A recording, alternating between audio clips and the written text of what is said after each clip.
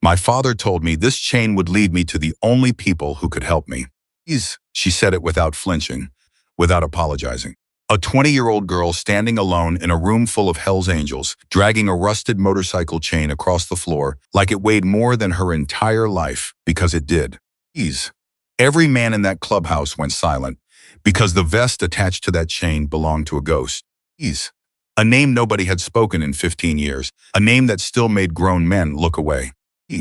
Before we go any further, if this is your first time here, hit that subscribe button right now and follow this story all the way to the end. And drop a comment telling me what city you're watching from. I want to see how far this story travels. The night Madison Carter walked into the Hells Angels clubhouse on the outskirts of Harlan County, Kentucky, the temperature outside had dropped to 31 degrees and she had been driving for 11 hours straight on a motorcycle that had no business still running. The engine knocked. The left mirror was held on with electrical tape. The seat had a crack running down the middle that she'd patched with duct tape back in October. And every mile she rode, she felt it shift under her, like the bike itself was trying to warn her to turn back. She didn't turn back. She pulled into the gravel lot. Cut the engine. Sat there for a moment with her hands still gripping the handlebars. And breathed. Just breathed. She could see light bleeding out from under the clubhouse door. She could hear music, something old, something with weight to it. The kind of song that's been played in rooms like that for 40 years and never gets tired. She could hear voices, laughter, the clink of bottles. And then she reached into the saddlebag, pulled out the chain, and wrapped it once around her fist. It was heavy. Old iron, the kind they don't make anymore, each link thick as 2 fingers pressed together. It had oxidized to a deep, dark gray, almost black in places. And it smelled like oil and time. Attached to the end of it, fastened through the last link, with a carabiner clip that had been locked and then welded shut, was a biker's vest. Black leather, worn through at the elbows. The patches on the back were faded but legible Hell's Angels. The chapter rocker underneath reading Kentucky. And above it, the center patch with the death's head that every member of that brotherhood would recognize in their sleep. And below the left chest pocket, a name patch that read Danny. Madison climbed off the bike, squared her shoulders, and walked to the door. She didn't knock. She pushed it open. The room held maybe 60 people. Men in their 40s, 50s, 60s. Big men, lean men, men with long gray beards, and men who'd shaved their heads sometime in the 90s and never grown it back. Women, 2 old ladies. Some of the toughest-looking women Madison had ever seen in her life seated at the bar. Standing near the pool tables. Clustered around booths along the far wall. There was a stage at the back with a band playing something slow and southern. But the drummer had already stopped when the door swung open. And by the time Madison had taken her 3rd step inside, the guitarist had stopped too, and the room had turned. Every single face turned. She kept walking. She didn't let herself hesitate because she knew if she stopped moving, she would not start again. She had driven 11 hours for this. She had read her father's letter 47 times. She knew exactly what she was walking into, and she knew exactly what she was carrying. And she kept her eyes forward and her chin up, and she dragged that chain across the wooden floor and let it make all the noise it wanted to make. The sound of it, iron links dragging, heavy and deliberate, cut through the silence like something biblical. A man separated himself from the group near the bar. He was tall, broad through the shoulders, with close-cropped silver hair and a beard that had gone fully white sometime in the last decade. He wore his vest like it was part of his skin. The patch on his chest said Protestant, and the one above his heart said Marcus. He moved through the crowd, and the crowd parted around him, the way water parts around something it knows it cannot move. And he stopped about 6 feet from Madison and looked at her the way a man looks at something he cannot immediately categorize.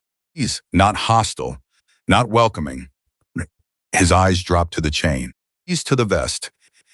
And his entire face changed. It wasn't dramatic. It was subtle, the kind of change that only happens in the muscles around the eyes, in the jaw, in the way a man's breathing shifts when something reaches into a room he locked 30 years ago and turns the light on. Marcus Reed had seen a lot of things in his 62 years. Madison could tell that. She could see it in the way he held himself, in the stillness of him, the way he didn't reach for anything or step back or look to anyone else for guidance. But the vest, the name patch, the chain, those things made Marcus Reed go very, very still. Where did you get that? He said. His voice was low. Not threatening, controlled. The kind of voice that had learned over many decades not to give itself away before it had to. Madison looked him directly in the eyes and said, "My father sent me." The silence that followed was the loudest thing she had ever heard. Someone at the bar said, "Kid, you need to explain yourself right now." It wasn't Marcus who said it. It was a shorter man. Heavyset. With a red beard that had gone gray at the chin. Standing 2 steps behind Marcus's left shoulder. His name patch said Griff. And the way he said it tight, clipped, with a sharpness underneath it, told Madison that this man was one of the true believers. The kind of man who had committed himself to something so completely that any threat to it, real or perceived, landed like a physical blow. "I'm going to," Madison said. She didn't look at Griff. She kept her eyes on Marcus. "I drove 11 hours to be here tonight. I'm not leaving without saying what I came to say." "You're not leaving at all until we understand what you're doing with that vest." Griff took a step forward. Marcus raised one hand and Griff stopped. Not aggressively, just a hand raised, finger spread, a gesture that contained somewhere inside it 40 years of authority. Griff stopped. "Let her talk," Marcus said. Madison exhaled slowly. She had rehearsed this. She had rehearsed it in the car outside her mother's house in Clarksville the morning she left. She had rehearsed it at a gas station in Lexington, where she'd filled up and sat on the curb eating a vending machine sandwich because she'd been too nervous to go inside and order actual food. She had rehearsed it in the parking lot of a motel off the highway where she'd slept for 4 hours with the chain on the seat beside her because she couldn't bring herself to put it in the trunk. But standing here, in this room, with 60 pairs of eyes on her and that vest dangling from her fist, all the rehearsed words went somewhere else. What came out was the truth, stripped of everything she'd planned to dress it in. "My name is Madison Carter," she said. "My father's name was Daniel Carter. People here called him Danny." She lifted the chain slightly. "He left this for me. He left it with a letter that told me if I ever needed help, real help, the kind nobody else would give me, I should bring this to the Hells Angels Kentucky chapter and ask for the man in charge." She paused. "I need help, and I didn't know where else to go." The room stayed quiet, but it was a different kind of quiet now. The hostile edge had shifted into something harder to name, something closer to recognition, or to grief, or to the very specific discomfort of a wound that never fully healed suddenly being pressed. Marcus said, "Danny Carter." "Yes." "Danny Carter has been dead to this brotherhood for 15 years. Madison didn't flinch. "I know that's what you believe," she said. "I'm here because I think you're wrong." The explosion happened fast, the way explosions always do in rooms full of men who have strong feelings and long memories. Half a dozen voices erupted at once. Someone said she had a nerve walking in there. Someone else said the name Danny Carter wasn't welcome under that roof and hadn't been for 15 years and wasn't going to be welcomed tonight by a 20-year-old girl who didn't know what she was talking about. A big man near the pool table slammed his bottle down on the edge so hard the sound rang like a gunshot, and Madison felt her heartbeat kick up into her throat, but she didn't move. She stood exactly where she was. The chain in her hand. And she let it happen. Because she had expected it. And because running would mean losing everything. Marcus raised his hand again. This time the silence came slower, but it came.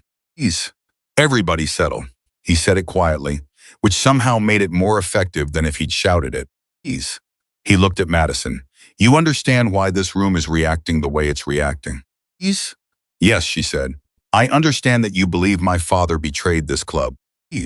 I understand that whatever happened 15 years ago, The story that got told was that Danny Carter couldn't be trusted. Ease. I understand that believing that story was the only way to make sense of what happened. She held the chain out slightly. Ease. But my father left this for me. He left it in a locked box in our house with a letter addressed to me that I didn't find until my mother died 3 months ago. Ease. And in that letter, he told me that the chain would lead me to the only people who could help me. Ease. He told me to trust you.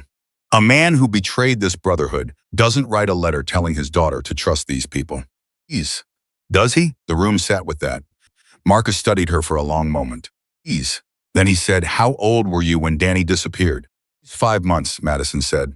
I never knew him. Something moved across Marcus's face. Ease.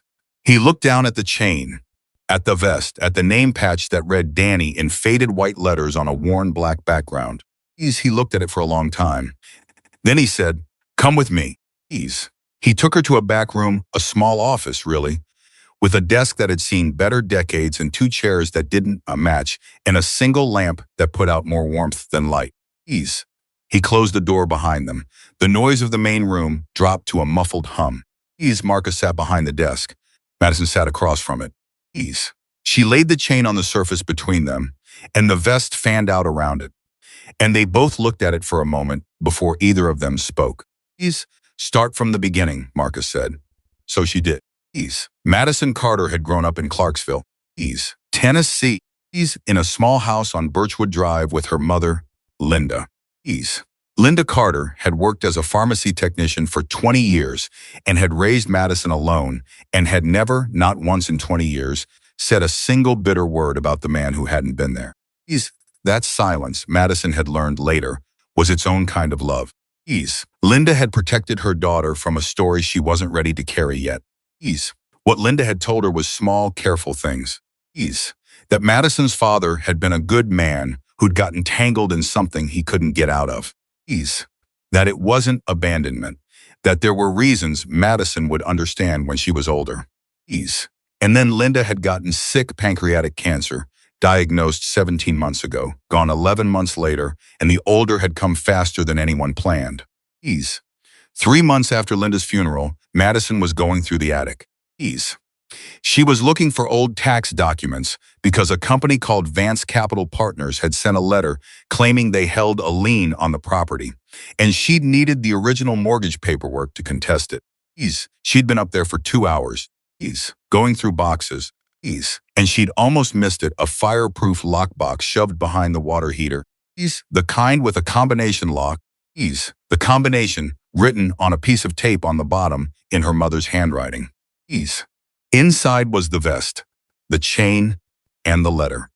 She had read it sitting on the attic floor at 2 in the morning, surrounded by her mother's old boxes, and she had not moved for an hour after she finished it. Ease. What did the letter say? Marcus asked. Madison had known he would ask. Ease. She reached into the inside pocket of her jacket and pulled out a folded envelope, weathered, the paper soft from years of storage, the ink slightly faded but legible. Ease. She unfolded it carefully and set it on the desk, facing Marcus, but she didn't slide it across. Ease. She kept her fingers on the edge of it. He wrote it when I was a baby, she said. Ease. He said he was leaving it for me in case he couldn't be there to explain it himself. She paused. He said he found something out, something about what was happening with the club's name being used in ways the club didn't know about. Ease. He said he tried to bring it to the people he trusted. Ease. He said before he could finish what he started, he had to disappear. She looked at Marcus. Ease. He said he never betrayed anyone. He said the chain was proof. Ease. He said she stopped, swallowed. He said he was sorry he couldn't stay. Ease. But he said he never stopped thinking about us. Marcus was very still. Ease. He was looking at the letter with an expression that Madison couldn't fully read, but she could see the edges of something working underneath it, something old and heavy and complicated. Ease. Can I read it? He said. She hesitated for only a second. Ease. Then she slid it across the desk. Marcus picked it up. Ease. He read slowly. Ease. Madison watched his hands. Ease. Because the hands always tell you more than the face they tell you when something is landing. Ease. When something is real. Ease. When something is cracking something open that had been sealed. Ease. About halfway through the letter. Ease. Marcus's left hand. Ease. flat on the desk. He's curled into a fist so slowly it seemed unconscious. He's like his body was doing it without permission. He finished reading. He set the letter down. He didn't look up immediately. The chain is proof, he said. Marcus repeated quietly. What does that mean? What did he put in the chain? I don't know yet, Madison said. The letter says to look at the last link. He said you'd know what to do with it. Marcus called two men in from the main room. He introduced them as Decker and Ray, both long teamers. Both men who would have known Daniel Carter in the years before he vanished. Decker was lean and quiet, with the careful hands of someone who'd spent decades working on engines. Ray was younger than Decker, maybe early 40s, with close-set eyes and a way of listening that made you feel like he was cataloging everything you said and filing it somewhere organized and permanent. They stood around the desk and looked at the chain. Decker picked it up. He handled it with a kind of reverence that Madison hadn't expected. Turning each link over slowly. Examining the welds. The oxidation patterns. The way the metal had aged. He worked his way down to the last link and stopped. There's something here, he said. He wasn't wrong. The last link was slightly heavier than the others. Barely perceptible. But Decker felt it. His hands had spent 40 years feeling for things other people missed. He pressed his thumbnail against the seam at the side of the link, and the metal shifted, just slightly, in a way that metal wasn't supposed to shift. Get me a light, he said. Ray produced a flashlight from somewhere. Decker angled it. The link, examined under direct light, revealed a seam along one edge that had been filled and then carefully darkened to match the surrounding oxidation. Professional work.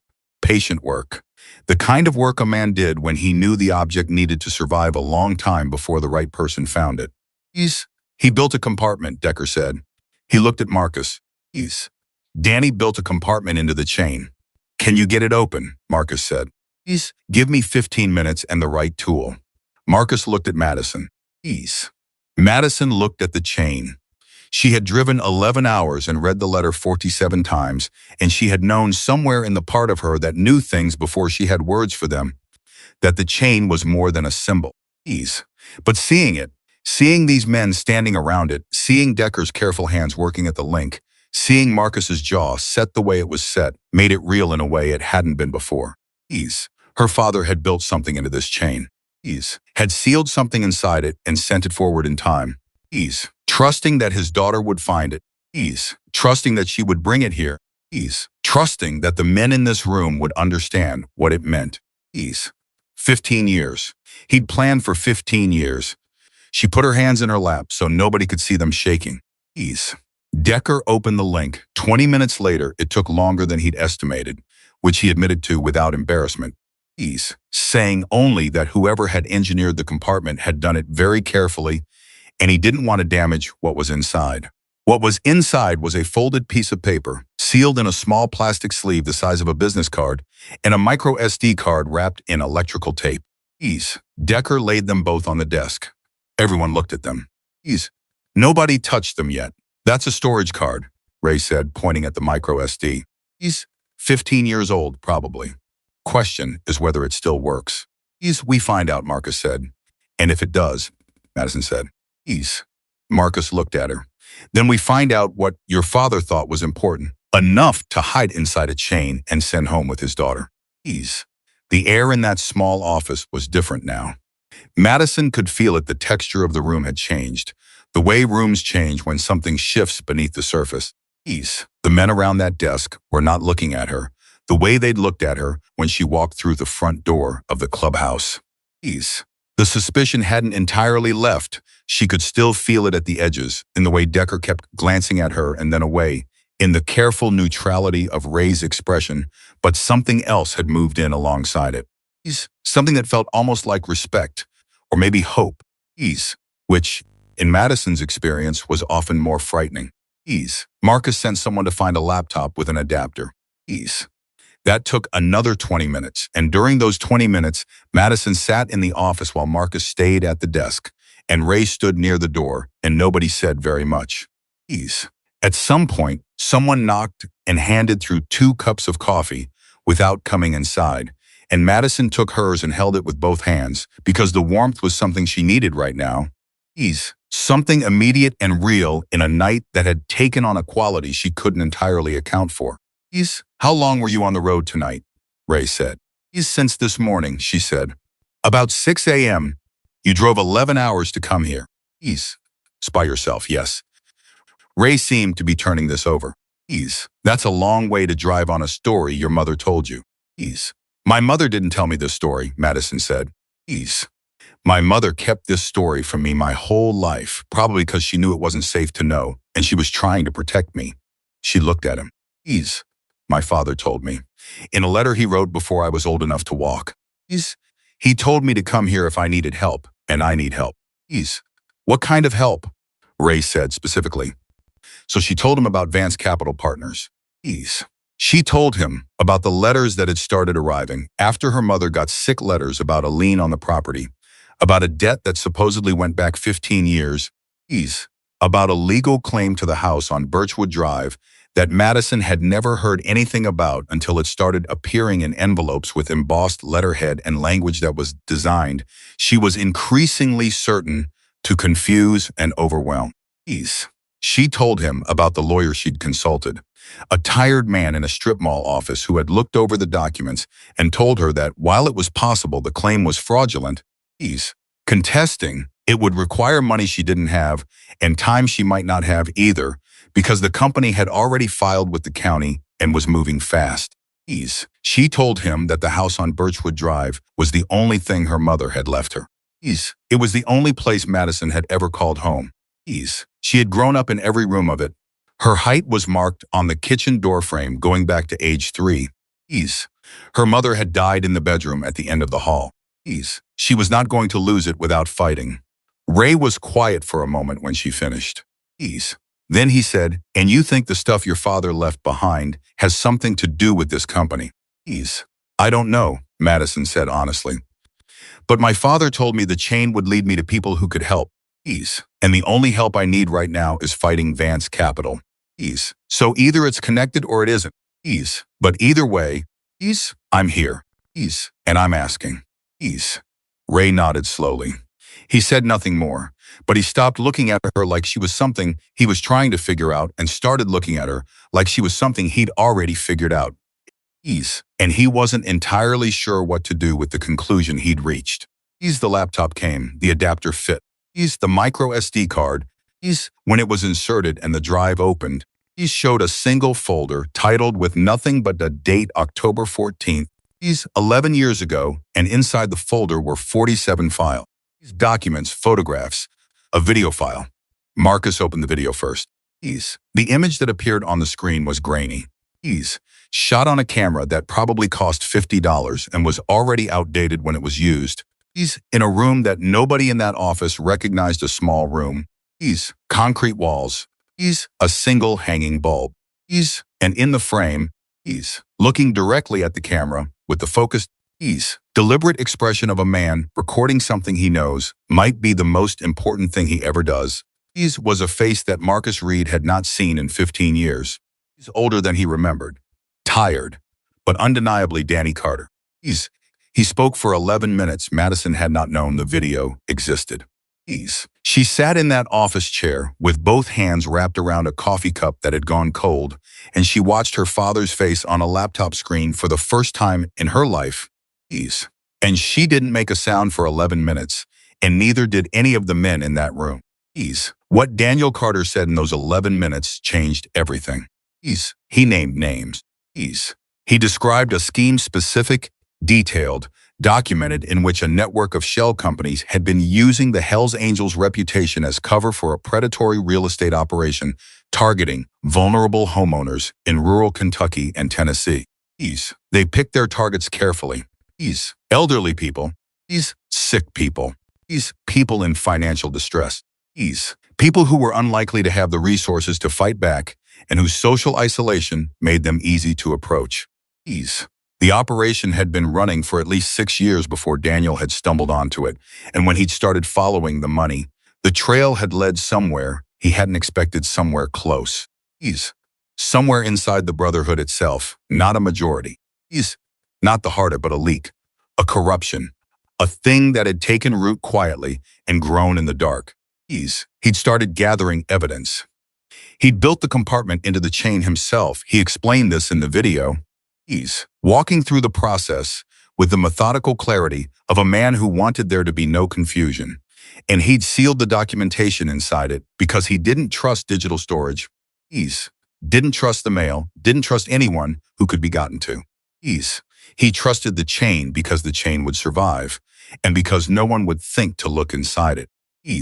He looked at the camera near the end of the video and said, if you're watching this, either I made it back and led you here myself, or I didn't. And someone brought the chain on my behalf. He paused. I'm sorry I couldn't be there. I hope whoever's watching this will understand why I did what I did.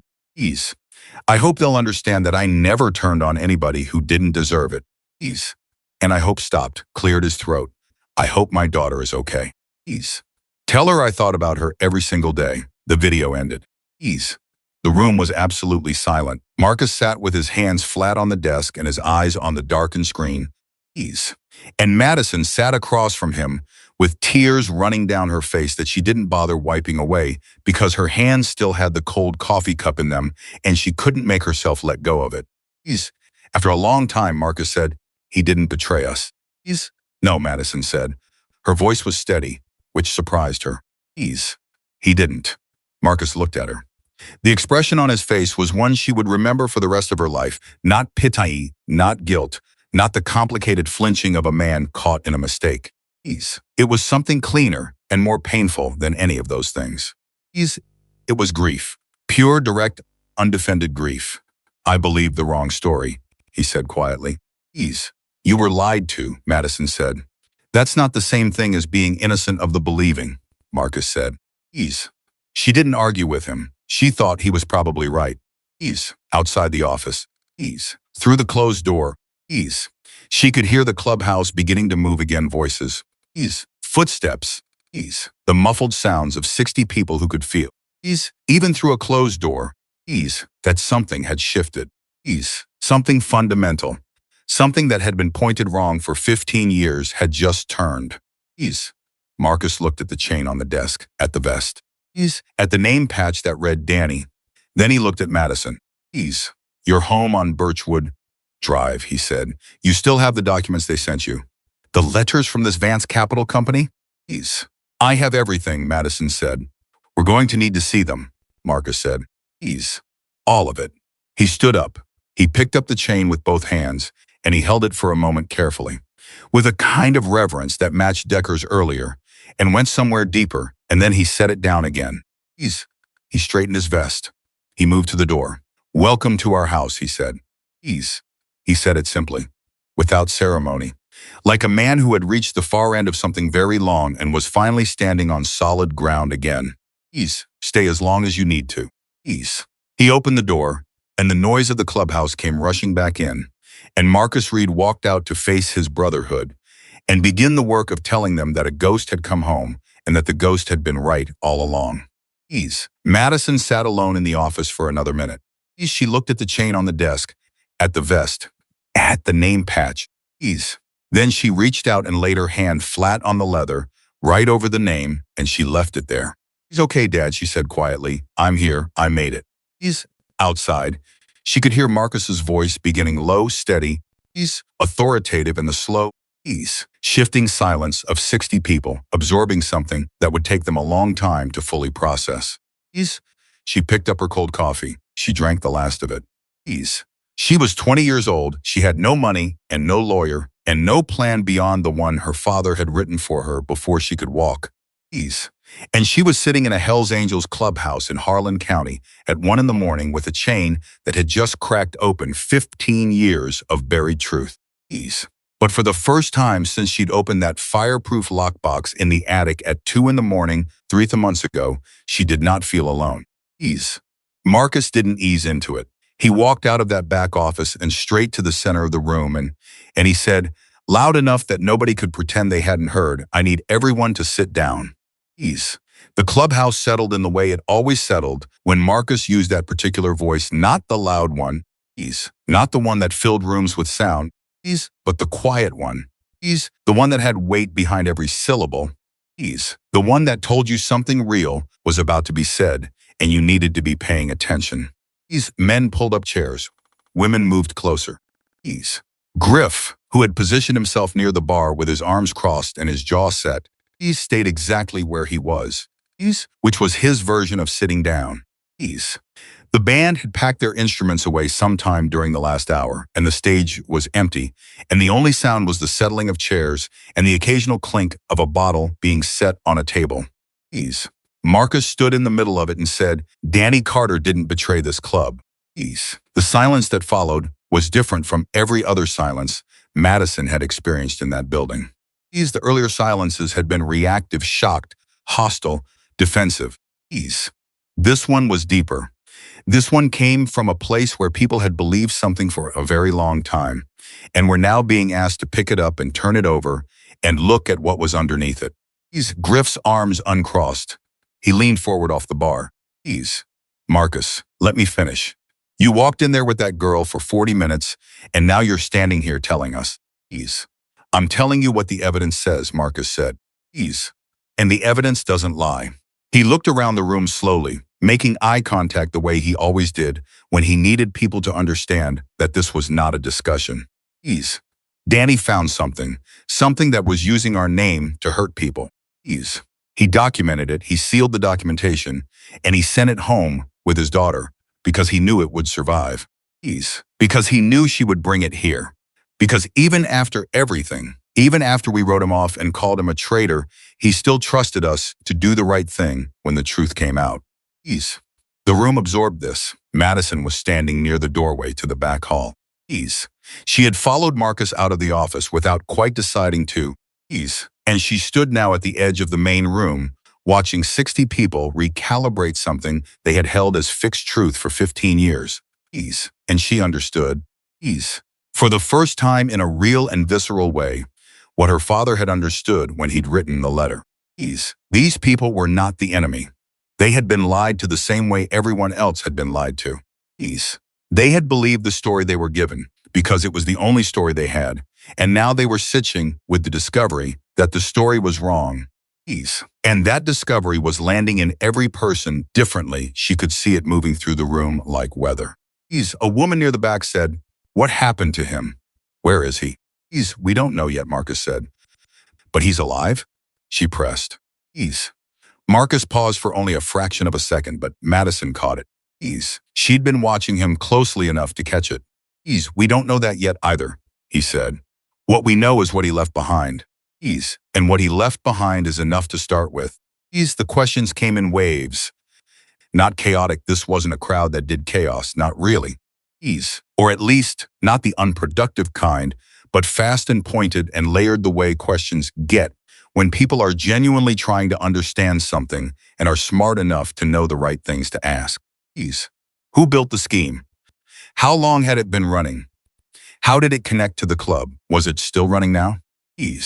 Marcus answered what he could answer and said plainly that he didn't know when he didn't, which Madison noted because she had been around enough people in authority to know that most of them couldn't do that. Most of them filled the gaps with confident-sounding approximations. Marcus left the gaps empty and said what was there and what wasn't. Griff said, "I want to see the video, you'll see it," Marcus said. "I want to see it now, before I believe any of this. Before anybody in this room starts acting on any of this." Marcus looked at him. "Fair," he said simply. And he meant it. Madison could hear that he meant it. That was when she stepped forward. She hadn't planned to speak. She had planned to stay at the edge of the room and let Marcus handle what Marcus was equipped to handle, and keep herself small and quiet and grateful. But Griff was standing there with his jaw set and his eyes burning with the particular fire of a man who had loved something fiercely and felt it threatened. And she recognized that fire because she had felt it herself every single day since she'd opened that box in the attic and she was done being quiet. "My name is Madison Carter," she said. Griff looked at her. Several other people looked at her. "I know you don't know me. I know I walked in here tonight carrying a name that makes this room uncomfortable. I'm not asking you to take my word for anything. She reached into her pocket and produced the folded letter. Please. My father wrote this when I was 5 months old. He didn't know if he'd ever come back. Please. He didn't know if this letter would ever reach me, or if I'd be able to do anything with it when it did. Please. But he wrote it anyway, because he believed that the truth had a way of finding the right moment. She looked around the room. Please. She made herself meet people's eyes, the same way she had watched Marcus do it. Please. He believed that about you. He believed that if the truth reached this room, you'd do the right thing with it. Please. And I'm standing here because I believe the same thing. Please. Because I don't have any other choice. So, she stopped. Swallowed. So I hope he was right. The room was quiet. Then a woman in a corner, older, with long silver hair and eyes that had seen about 30 years more of everything than Madison had said. He was right, honey. And something in the room shifted again, more completely this time, like the last piece of something large turning into place. They set up in the main room with the laptop and the adapter, and they played the video for everyone. Marcus stood to the side. Griff stood in the front. Madison sat in a chair near the back and watched 60 people watch her father's face on a screen, and she found that she could not look at the screen herself. She'd absorbed enough of it in the office. Absorbed it at the level where it stopped being processable and started being just feeling, so she watched the room instead. She watched Griff's face when her father named names. She watched something go rigid in him, something that had nothing to do with resistance and everything to do with recognition. She watched his jaw work. She watched him look down at the floor for a moment and then back up, the way a man looks down when he needs a second to process something his face isn't ready to show yet. She watched Marcus stand with his arms at his sides and his eyes on the screen. Unmoving. And she thought that he had probably already absorbed the full weight of it in the office and was now in the quieter aftermath of it. The place where you've already arrived at the conclusion and are just waiting for everyone else to catch up. She watched the woman with the silver hair, whose name she would later learn was Connie. And who had been part of this chapter for 30 years, as the old lady of a founding member who died 8 years ago, press her hand flat against her mouth when Daniel Carter said the names, her eyes going bright and wet above her fingers. The video ended. Nobody spoke for a long moment. Then Griff said, "Tommy Brace." He said it like a curse, like something he needed to get out of his mouth before it rotted there. Marcus said, "Yeah. Tommy Brace was here every week for 2 years after Danny disappeared. He sat at this bar. He ate at this table. He told a Griff stop. He was breathing carefully, the measured breathing of a man managing something large. He told us Danny had rolled over, that he'd gone to people outside the Brotherhood with information. That he was a rat." He looked at Marcus. "We believed him. We all believed him." "He was convincing," Marcus said. "That doesn't make it better." "No," Marcus said. "It doesn't." Griff turned and looked at Madison. His expression had changed completely. The hardness was still there, that was structural, that was just who Griff was, and she'd already figured out that it had nothing to do with hostility and everything to do with the way he processed the world, but the suspicion had gone out of it. What replaced it was something rawer, something that looked almost like shame. "Your father was a good man," Griff said. "He was one of the best men I knew. And I spent 15 years calling him a traitor." "You didn't know," Madison said. "I should have looked harder for the truth before I accepted the version I was handed."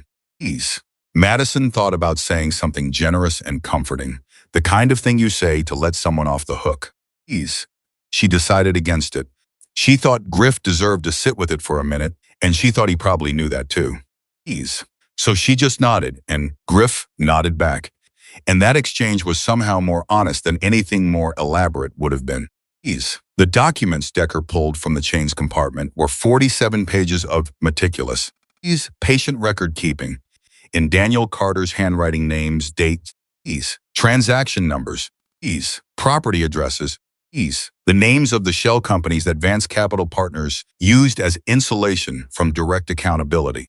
It was the work of a man who had understood, on some level, that he might not survive to deliver the information in person, and who had therefore organized it with the care of someone building a case for people who would have to understand it without him there to explain.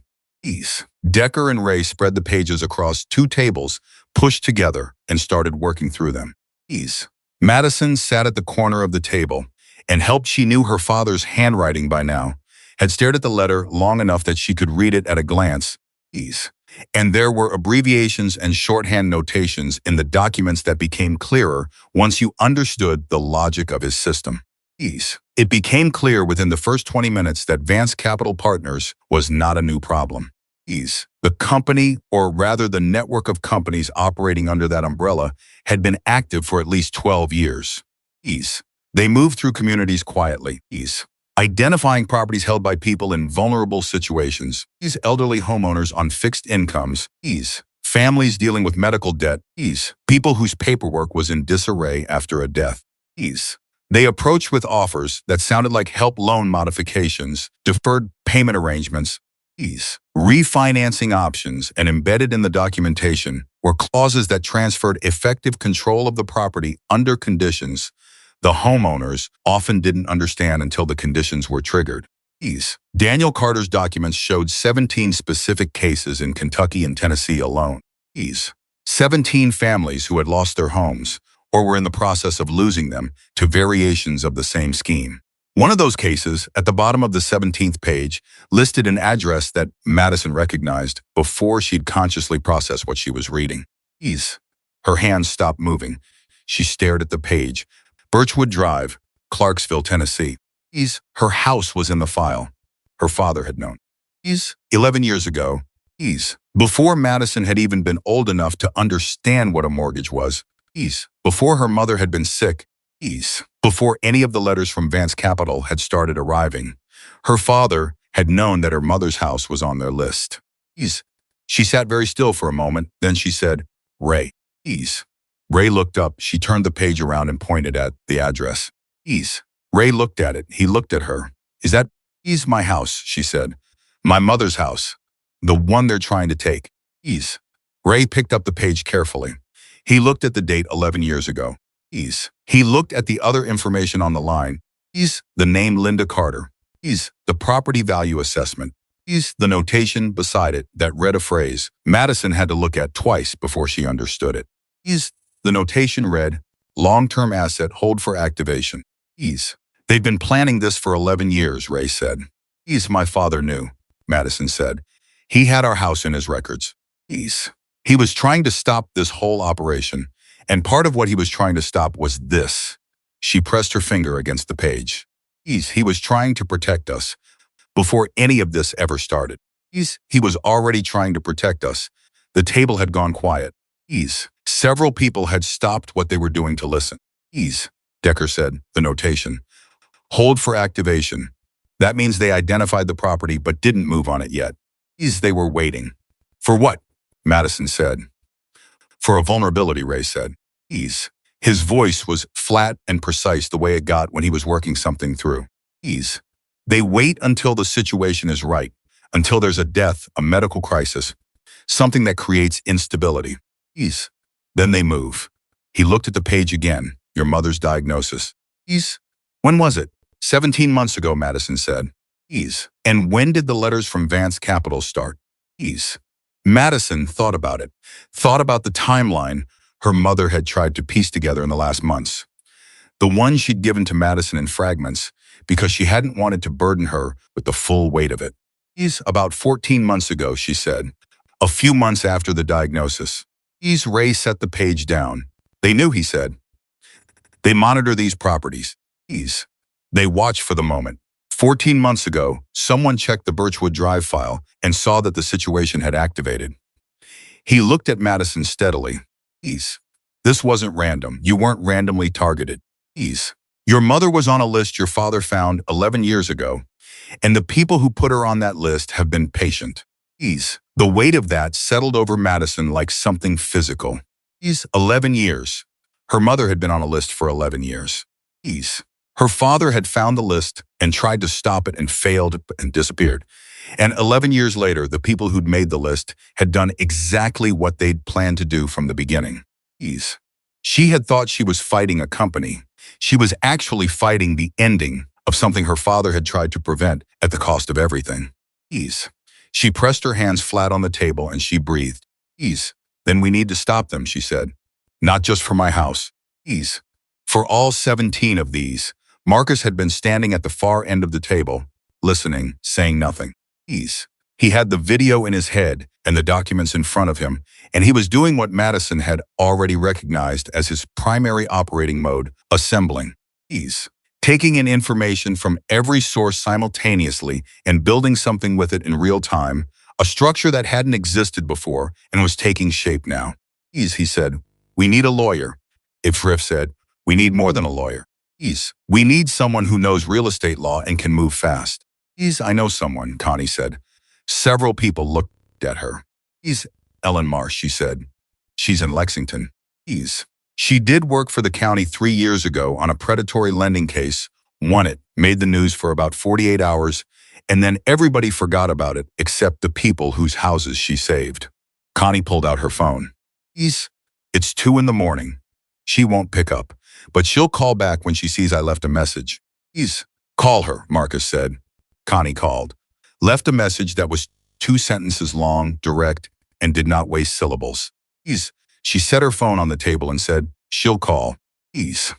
Ray was already organizing the documents into a sequence that would make sense to a lawyer, chronological, then organized by property, then by company entity. Ease. He worked fast and without asking for direction. And Madison watched him and thought that whatever Ray did professionally, he understood how information needed to be arranged for people who were going to use it. He's the micro SD card, Madison, the video. That's evidence. That's him naming names on camera. It's evidence if we can establish provenance, Ray said without looking up. We need to be able to demonstrate when it was recorded that it hasn't been altered, that the chain of custody is intact. He looked up. Which is actually a point in your favor. The chain was sealed. He's welded shut. Decker can testify to the condition of the link before he opened it. Decker nodded. I can do that. And the letter, Madison said. He dated the letter. We'll need a document examiner to authenticate the age of the paper and ink, but that's doable. Ray paused. The evidence your father built is solid. He knew what he was doing. He built this to survive scrutiny. He looked at Madison with an expression that finally had something warm in it, something that hadn't been there when he'd been standing near the office door 2 hours ago, assessing her with his cataloging eyes. He was smart. Your father was very smart. I know, Madison said. And she felt the particular ache of knowing something about a person you've never met, knowing it from evidence and inference and a letter and an 11-minute video, knowing it with certainty and grief in equal measure. At 3:30 in the morning, Connie's phone rang. Ellen Marsh had seen the message. Had recognized Connie's number, and had called back because in her experience when Connie left a message at 2 a.m. saying it was urgent, she wasn't being dramatic. Ellen Marsh's voice on speakerphone was the voice of a woman who had been asleep but was now fully alert, the kind of alert that comes naturally to people who have trained themselves to pivot fast. Connie explained in 3 minutes. Handed the phone to Marcus, who explained in 2 more. Then Madison took the phone and answered the specific questions. Ellen asked questions about the documentation. The timeline. The current legal status of the Vance Capital claim. The county filing date, and Ellen listened without interrupting. And when Madison finished, Ellen said, how fast are they moving? They filed with the county 6 weeks ago. I have a response deadline. When? Madison had the date memorized. She gave it. There was a brief pause on the other end. That's tight, Ellen said. But it's workable if you get the documentation to me by end of day tomorrow and I can get an emergency review of the filing. Another pause. What you've described, if the documentation backs it up, is not just a fraudulent lien. It's a pattern. It's organized.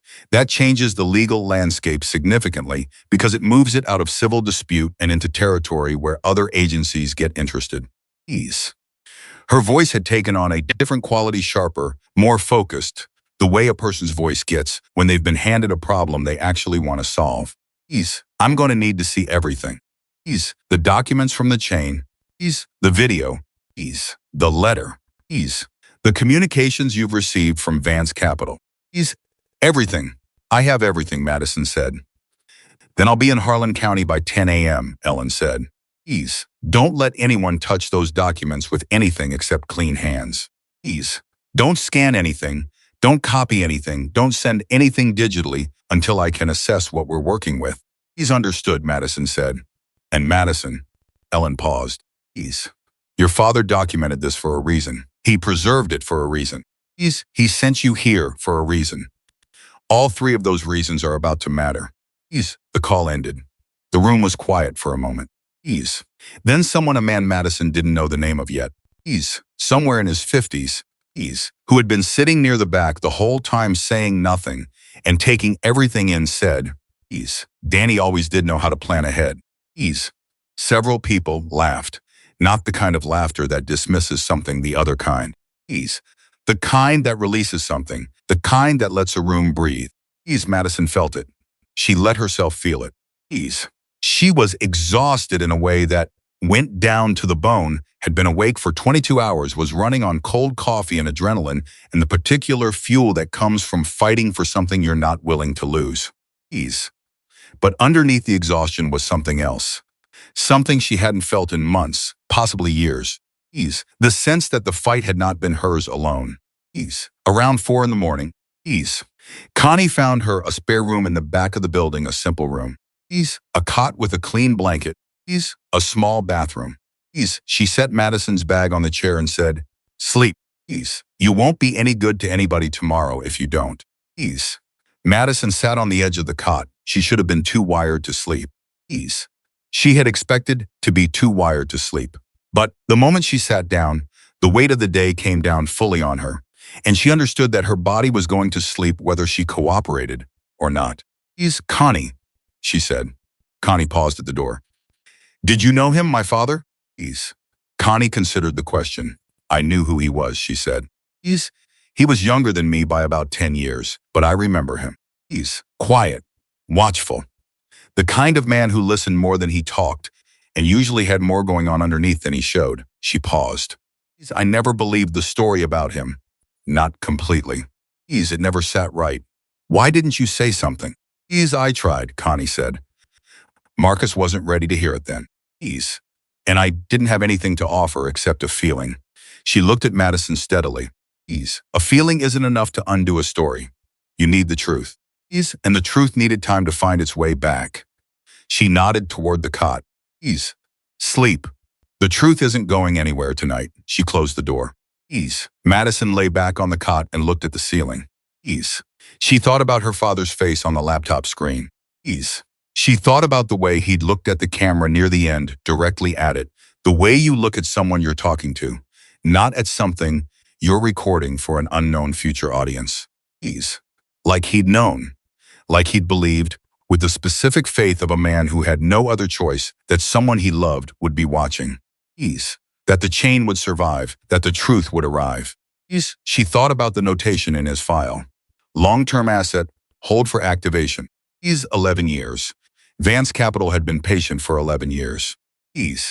But her father had been patient for longer. She closed her eyes. She was asleep in under 4 minutes.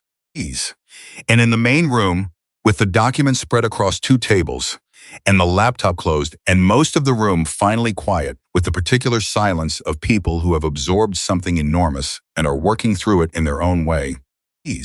Marcus Reed sat alone at the bar and turned the chain over in his hands, link by link, and thought about the 15 years he had spent believing the wrong story about the right man.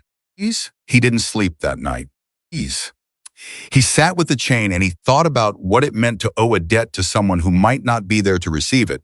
And he thought about what you do when the only way to pay it back is to protect what that person loved most. By the time the sun came up, he had the beginning of a plan. Ellen Marsh arrived at 9:47, 13 minutes early, which told Madison everything she needed to know about the kind of lawyer Ellen Marsh was. She was maybe 50, compact and precise, in the way of someone who had learned early that the world gave you exactly as much room as you demanded, and not 1 inch more. She wore her hair pulled back, carried a leather briefcase that had been used hard and repaired twice. Ease. And she walked into the Hells Angels clubhouse the way she probably walked into every room, like she had already assessed the dimensions and knew where the exits were. Ease. Connie met her at the door. They hugged briefly, the hug of two women who had known each other long enough that they didn't need to perform warmth. Ease. Then Ellen looked at Madison and said, "You're the daughter." Ease. "Yes," Madison said. "Show me everything." She said it without preamble, without a warm-up, without the small social scaffolding that most people use to ease themselves into a difficult situation. Ease. Madison found herself liking Ellen Marsh enormously within the first 30 seconds. Ease. They went to the tables where the documents were still laid out.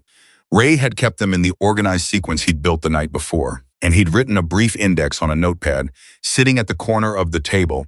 A one-page map of what was where and what it connected to. Ease. Ellen picked up the notepad first, read it. Ease. Set it down. Ease. And started moving through the documents in the order Ray had arranged them.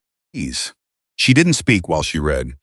She made occasional small marks on a legal pad she'd produced from her briefcase, but she didn't narrate what she was finding, and she didn't ask questions yet. Ease. Madison sat across the table and watched her, and tried to read the information in Ellen's face the way she'd learned overnight to read information in Marcus's face. Ease. It was harder with Ellen. Ellen had a very good face for this work controlled, revealing almost nothing except when something genuinely surprised her, and even then the surprise was brief and immediately filed away. Ease. She was 3/4 through the documents when she stopped and said, quietly, "Where is the video?" Ease. Ray opened the laptop and played it without comment. Ease. Ellen watched the whole 11 minutes. She didn't take notes during the video. Ease. She just watched. Ease. When it ended, Ease. She sat still for a moment. Ease. Then said, "Ease." He named Thomas Brace directly. Ease. "Yes," Marcus said. He'd been standing near the wall since Ellen arrived, giving her room to work, but close enough to answer questions. Ease. "Thomas Brace is no longer in your organization. He left 8 years ago," Marcus said. Ease. "Or we asked him to leave. The story we had at the time was that he wanted to relocate." Ease. "We accepted it." His voice was level, but there was something underneath it that Madison had started to recognize as the specific tone Marcus used when he was saying something that cost him. Ease. "In retrospect, we should have asked more questions." Ease. "In retrospect." Ease. Ellen said. Ease. "Not unkindly." Ease. "You were working with false information intentionally provided by the man you're now discussing." Ease. She looked at the laptop screen. Ease. "Do you know where Brace is now?" "We're working on that," Marcus said. Ease. Ellen turned back to the documents. She finished the last quarter of them in 10 minutes, made 3 more notes, and then set down her pen and looked at the table and said nothing for about 30 seconds. Ease.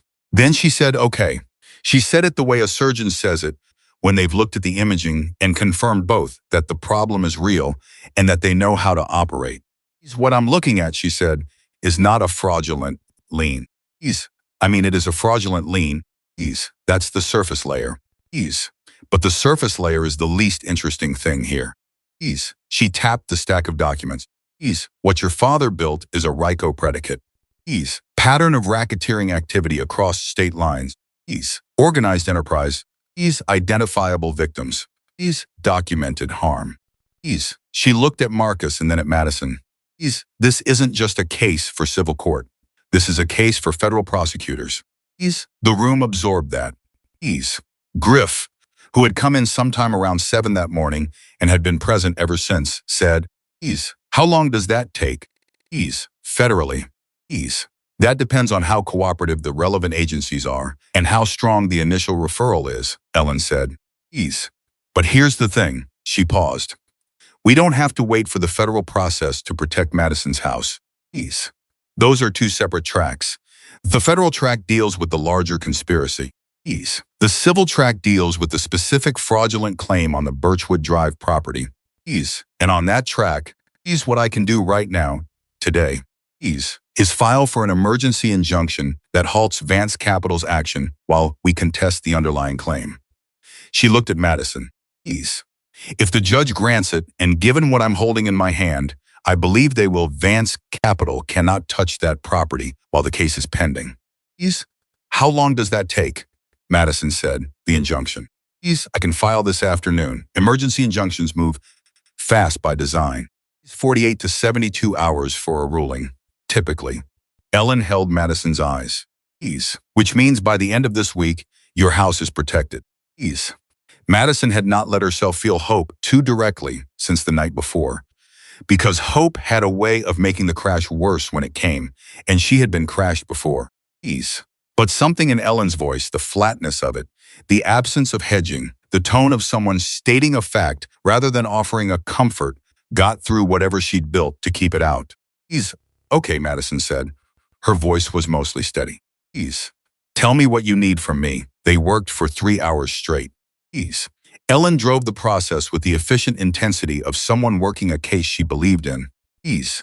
And Madison answered every question as completely as she could. Ease. And Ray organized and reorganized documents as Ellen requested them. Ease. And Marcus stayed in the room and said very little and paid attention to everything. Ease. At one point, Griff came in with sandwiches from somewhere, a bag of them, enough for everyone in the room, and set them on the corner of the table without comment. Ease. And Madison ate half of one without tasting it because she was in the middle of explaining the timeline of her mother's communications with Vance Capital, and she couldn't afford to lose the thread. Ease. The full picture that emerged from 3 hours of careful assembly was more organized and more deliberately cruel than Madison had fully understood the night before. Ease. Vance Capital Partners, operating through a network of 6 shell entities with names that sounded legitimately bureaucratic and were chosen specifically to create confusion, had been running the same operation in 4 states for at least 12 years. They had a specific targeting methodology.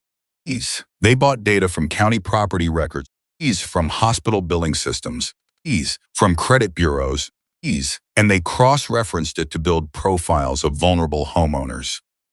Long ownership tenure, low remaining mortgage, recent medical expenditure, reduced income. They scored the properties and ranked them by acquisition probability.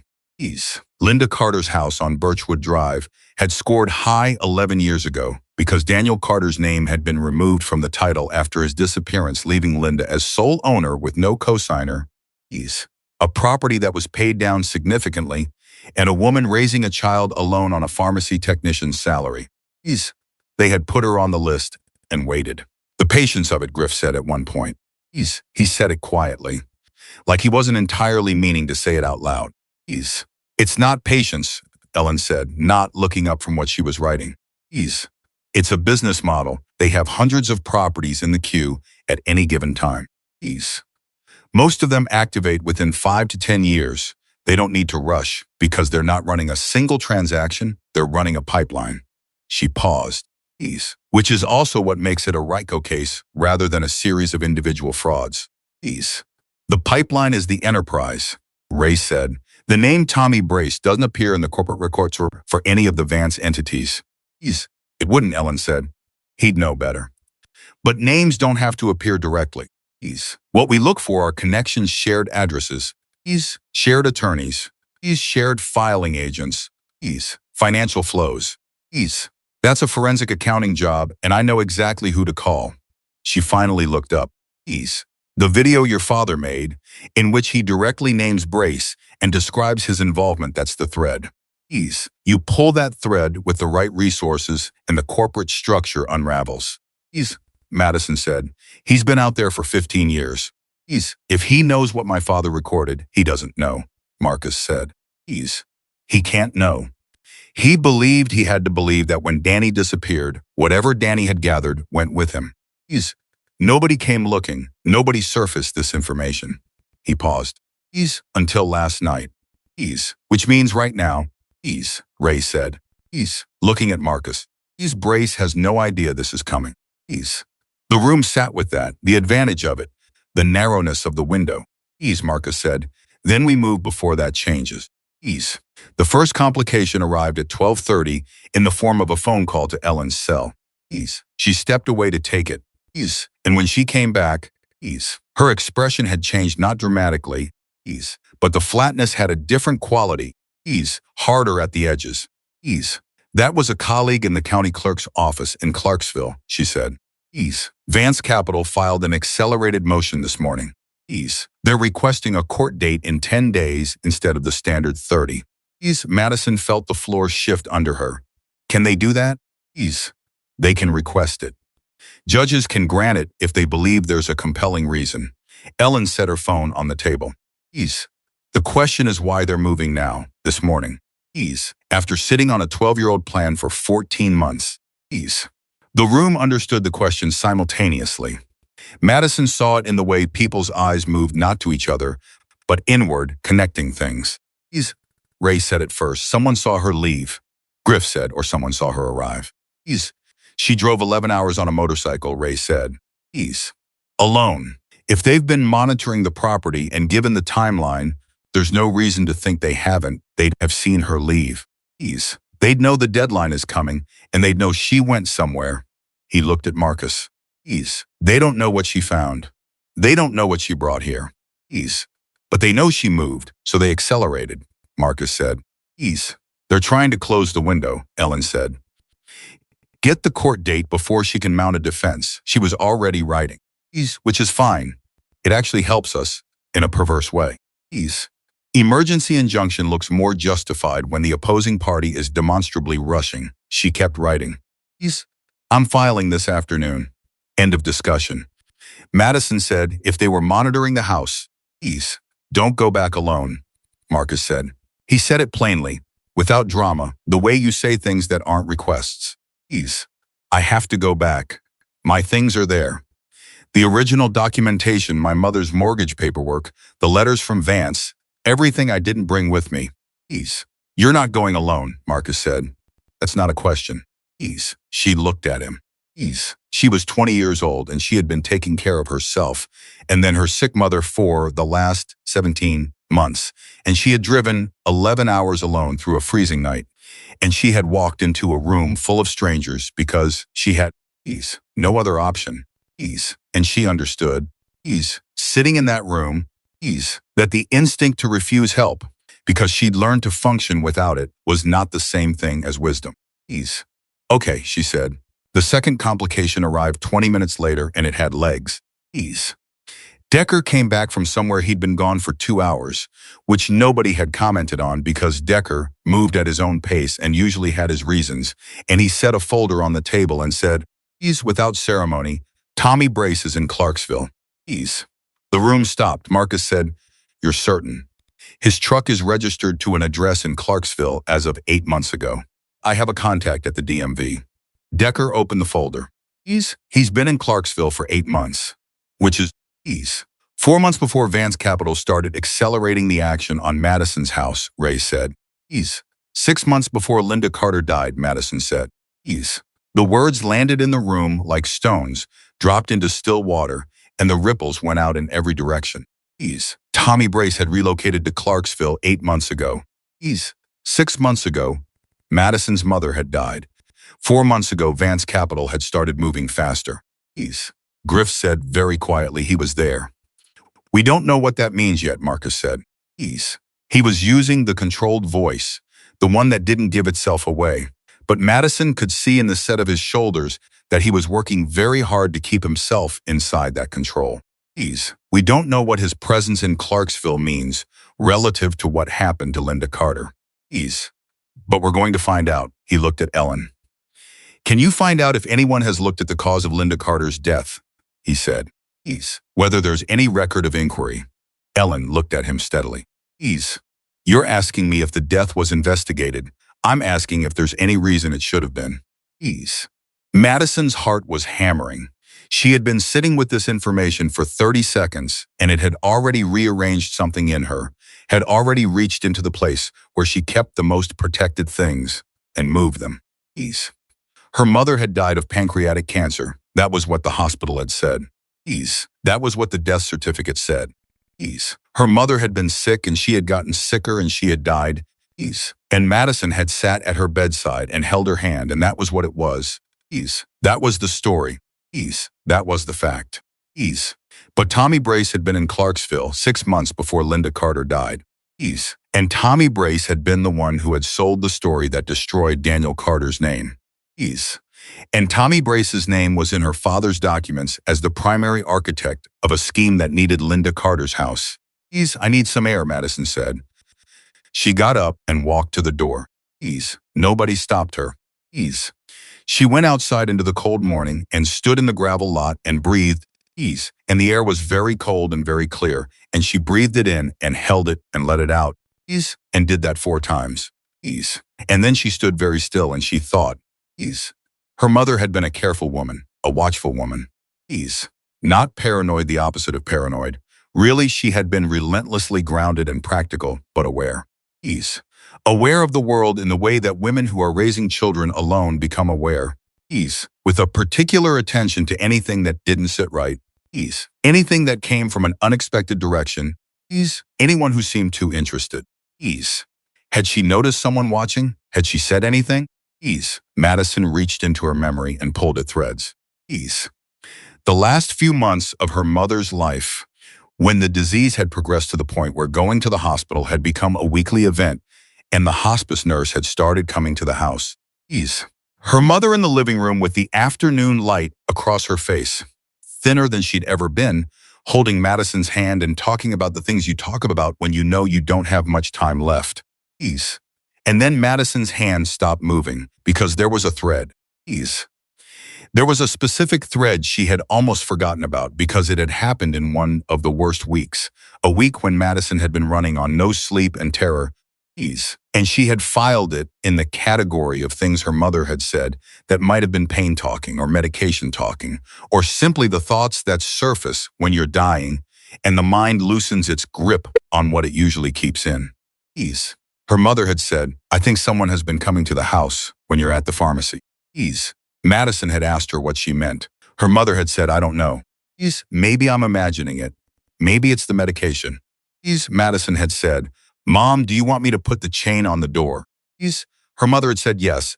And then, I'm probably being paranoid. Madison had put the chain on the door. She had not thought about it again because in the weeks that followed, there had been nothing left to think about except getting through each day. She went back inside. She went directly to Marcus, and she told him what she remembered.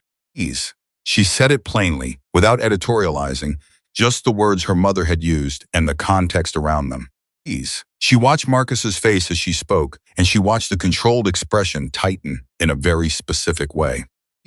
When she finished, Marcus said, Ray. Ray was already writing. When I find Brace, Marcus said, and he said when, not if. And the word had the weight of inevitability. I want to know everything.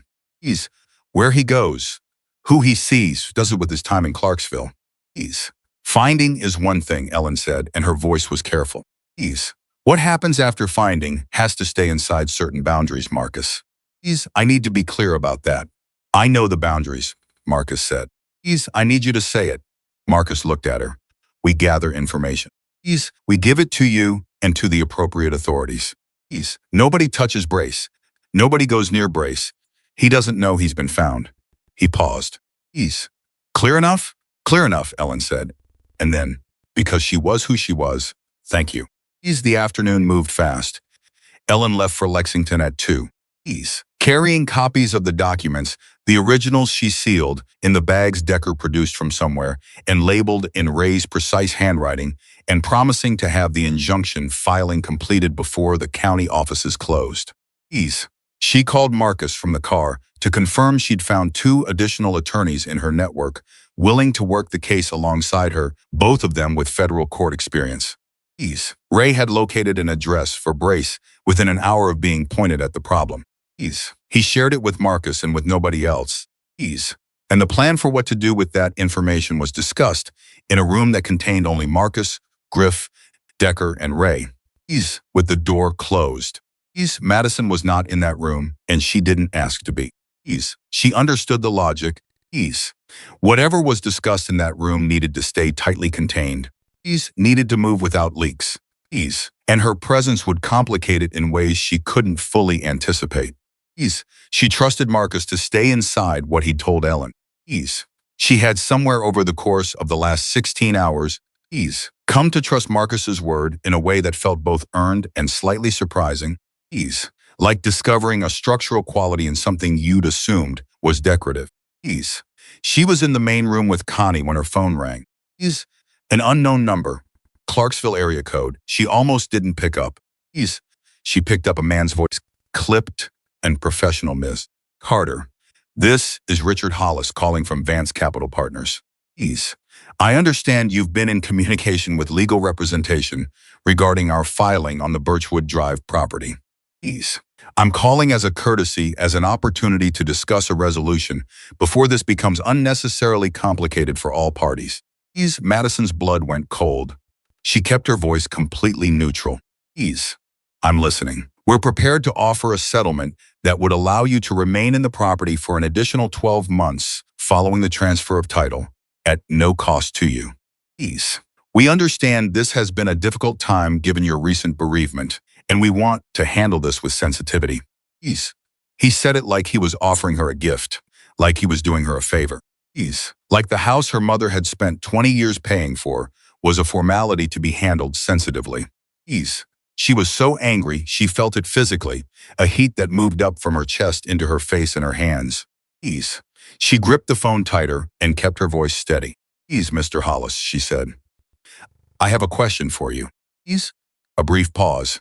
Of course. How long has Vance Capital had our property on its acquisition list? Ease. The pause this time was different, fractionally longer. Ease.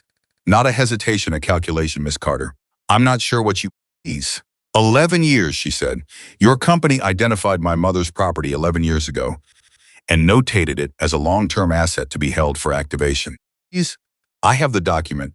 I have your company's notation on it, including the date. She paused. Ease. And Mr. Hollis, I have a lot more than just that. Ease. The line was quiet for 3 seconds. Miss Carter, I don't think you fully understand the legal situation. Ease. I think I understand it very well, she said. My lawyer is filing an emergency injunction this afternoon. Ease. I'd recommend you have your legal team available. She paused one more time.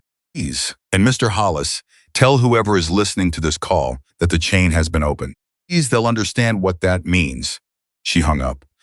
Her hand was shaking slightly. Ease. She set the phone on the table and pressed her palm flat against the surface to steady it. Ease. Connie was looking at her. You okay? No, Madison said honestly. Ease. But I'm fine. There's a difference. Connie nodded. Ease. There is, she said. And knowing the difference is half the battle. Ease.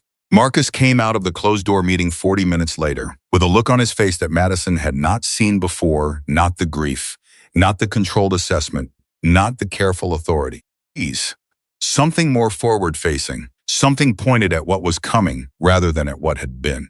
Ease, he said. We found Brace. Ease. He said it to the room.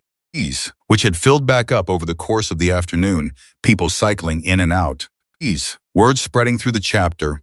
Ease, the clubhouse, developing the particular energy of a place that has become the center of something rather than just the location of something. Ease, he's been living in Clarksville under his own name, Marcus said. Ease, openly. He's been there 8 months and he's been living there like he has nothing to worry about. Ease. Because he thought he did have nothing to worry about, Griff said. Ease. He thought the only person who knew what he'd done was dead, Ray said. Ease. Marcus looked at Madison. He's going to find out very quickly that he was wrong about that. Ease. The call you got from Hollis, they're already rattled. Ease. When Hollis reports back, Brace is going to know something has surfaced. Ease. Which means the window to move without him knowing what we have is closing. He looked at the room. Ease. Ellen is filing today. The injunction protects your house. Ease. But the documentation your father built needs to go to federal investigators before Brace has time to do anything about his position. He paused. Ease. I've already made a call. There's an FBI field agent in Lexington who has been looking at Vance Capital for 2 years without enough to move. Ease. We're going to give him what he needs. The room reacted not with protest, which Marcus had clearly anticipated, because he held up a hand before it could build. I know, he said. I know what it costs to make that call. Ease. I know what this club's history is with federal law enforcement. Ease. And I'm telling you that this is different, because this isn't about us.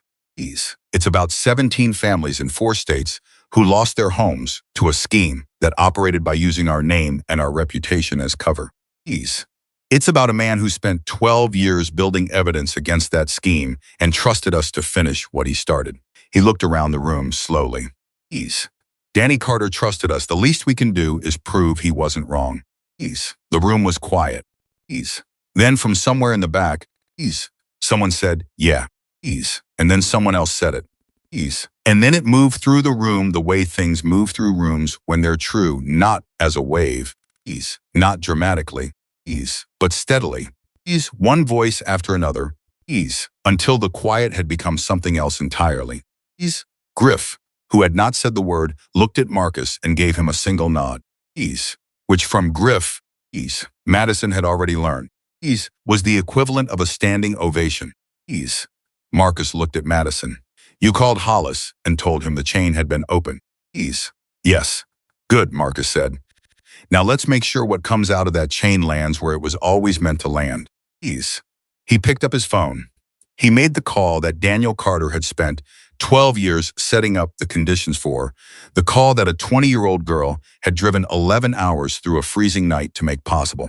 Ease. The call that was about to change the lives of 17 families who had never heard of Madison Carter or the Hells Angels or a chain that had traveled 15 years through the dark to deliver the truth. Ease. Outside, somewhere in Clarksville, Tommy Brace did not yet know that the morning he'd woken up safe was the last one he was going to have for a very long time. Ease. The FBI agent's name was Carver, Special Agent Dennis Carver, Field Office, Lexington. Ease. And he arrived at the clubhouse at 7 that evening in a gray sedan that he parked at the far end of the lot like he understood the optics of an FBI vehicle sitting directly in front of a Hells Angels chapter house, and Ease was making a small but deliberate effort at courtesy. Ease. Marcus met him at the door. They shook hands the way two men shake hands when they respect each other's position without being entirely comfortable with it. Firm, brief, no performance. Ease Carver was maybe 45. He's lean in the way of someone who moved a lot. He's with close-cut hair going gray at the temples and eyes that swept a room the same way Ray's did. He's cataloging and filing. Marcus Reed, Carver said. Agent Carver, Marcus said. He's. Come in. Carver stepped inside. He took in the room 60 people, roughly. He's. Most of them watching him with the particular brand of watchful neutrality that the Hells Angels had perfected over 70 years of navigating a world that was frequently hostile to their existence, and he did not flinch. He's did not reach for his badge, did not do anything that could be read as either intimidation or appeasement. He simply stood in the room and let it read him back. You said you had something I needed to see, he said. We have something you've been looking for, Marcus said. There's a difference. Come and see it. They set Carver up at the table with the documents and the laptop. Ellen had returned from Lexington by 6. The injunction filed. Confirmation number in hand. Her expression carrying the specific satisfaction of someone who has done good work cleanly and on time. She stood to one side while Carver read. She had worked with him 2 years earlier on a different case, briefly. And she trusted his competence the way lawyers learn to trust certain federal agents carefully. Provisionally. Based on evidence of behavior rather than assumption. Madison sat at the end of the table. She had eaten an actual meal. An hour earlier, someone had produced a plate of food from somewhere and set it in front of her with the unadorned practicality of people who understood that you couldn't function on adrenaline indefinitely, and she felt steadier for it, more rooted, more capable of sitting still while things moved around her. Carver read the documents in the same silent, methodical way Ellen had that morning. He watched the video twice. On the second viewing, he stopped it 3 times to look more closely at something on the screen, once at the way Daniel Carter described the corporate layering structure. Once at a specific name he mentioned in passing that Madison hadn't recognized, and once near the end, at the moment when her father looked directly at the camera and said the words that had been the last thing Madison heard before she fell asleep the night before. When the video ended the second time, Carver sat back and was quiet. Then he said the name he mentions at the 9-minute mark. Harlan Group. That's not in your documents, Ray said. We noticed. We think it's a holding entity above the Vance Capital level. Ease. We couldn't find a registration for it. That's because it's registered in Delaware through a nominee directorship, Carver said. Ease. He said it without looking up. We've seen that name twice in the past 18 months in connection with other investigations. Ease. Different states, different surface operations, same structural fingerprints. He paused. Ease. We didn't have enough to connect them. We didn't have a thread that went through all of them. He looked at the documents on the table. This is the thread. The room understood what he was saying. Marcus said it anyway because he needed it said plainly. This goes bigger than Vance Capital. Significantly, Carver said. What your father documented, what he built into that chain, is the operational layer. The part we could never get close to because everyone we could identify was one step removed from the actual decisions. But the operational layer connects upward. He tapped the table. If his documentation is authenticated, and I'm confident it will be, this level of detail doesn't get fabricated. Then what you've handed me tonight is the evidentiary foundation for an investigation that goes well above Tommy Brace and well above Vance Capital. Madison said, how many people are we talking about? How many families? Carver looked at her. He had acknowledged her presence when he came in, but had not directly addressed her since, conducting most of his conversation with Marcus and Ellen and Ray. Now he turned to face her fully and gave her his complete attention, and she recognized it as a deliberate choice, the choice to stop treating her as background. In 4 states, across the entities we can currently identify, he said carefully, we estimate somewhere between 80 and 120 households over 12 years. Madison heard the number and held it. Not 17. Not the number in her father's documents, which was only what he had found, only what he had been able to document before he had to run. 80 to 120 households. 80 to 120 families who had lost their homes or almost lost them to a machine that had been running patient and invisible for over a decade. And my father found the edge of it, she said. Your father found the operational core, Carver said.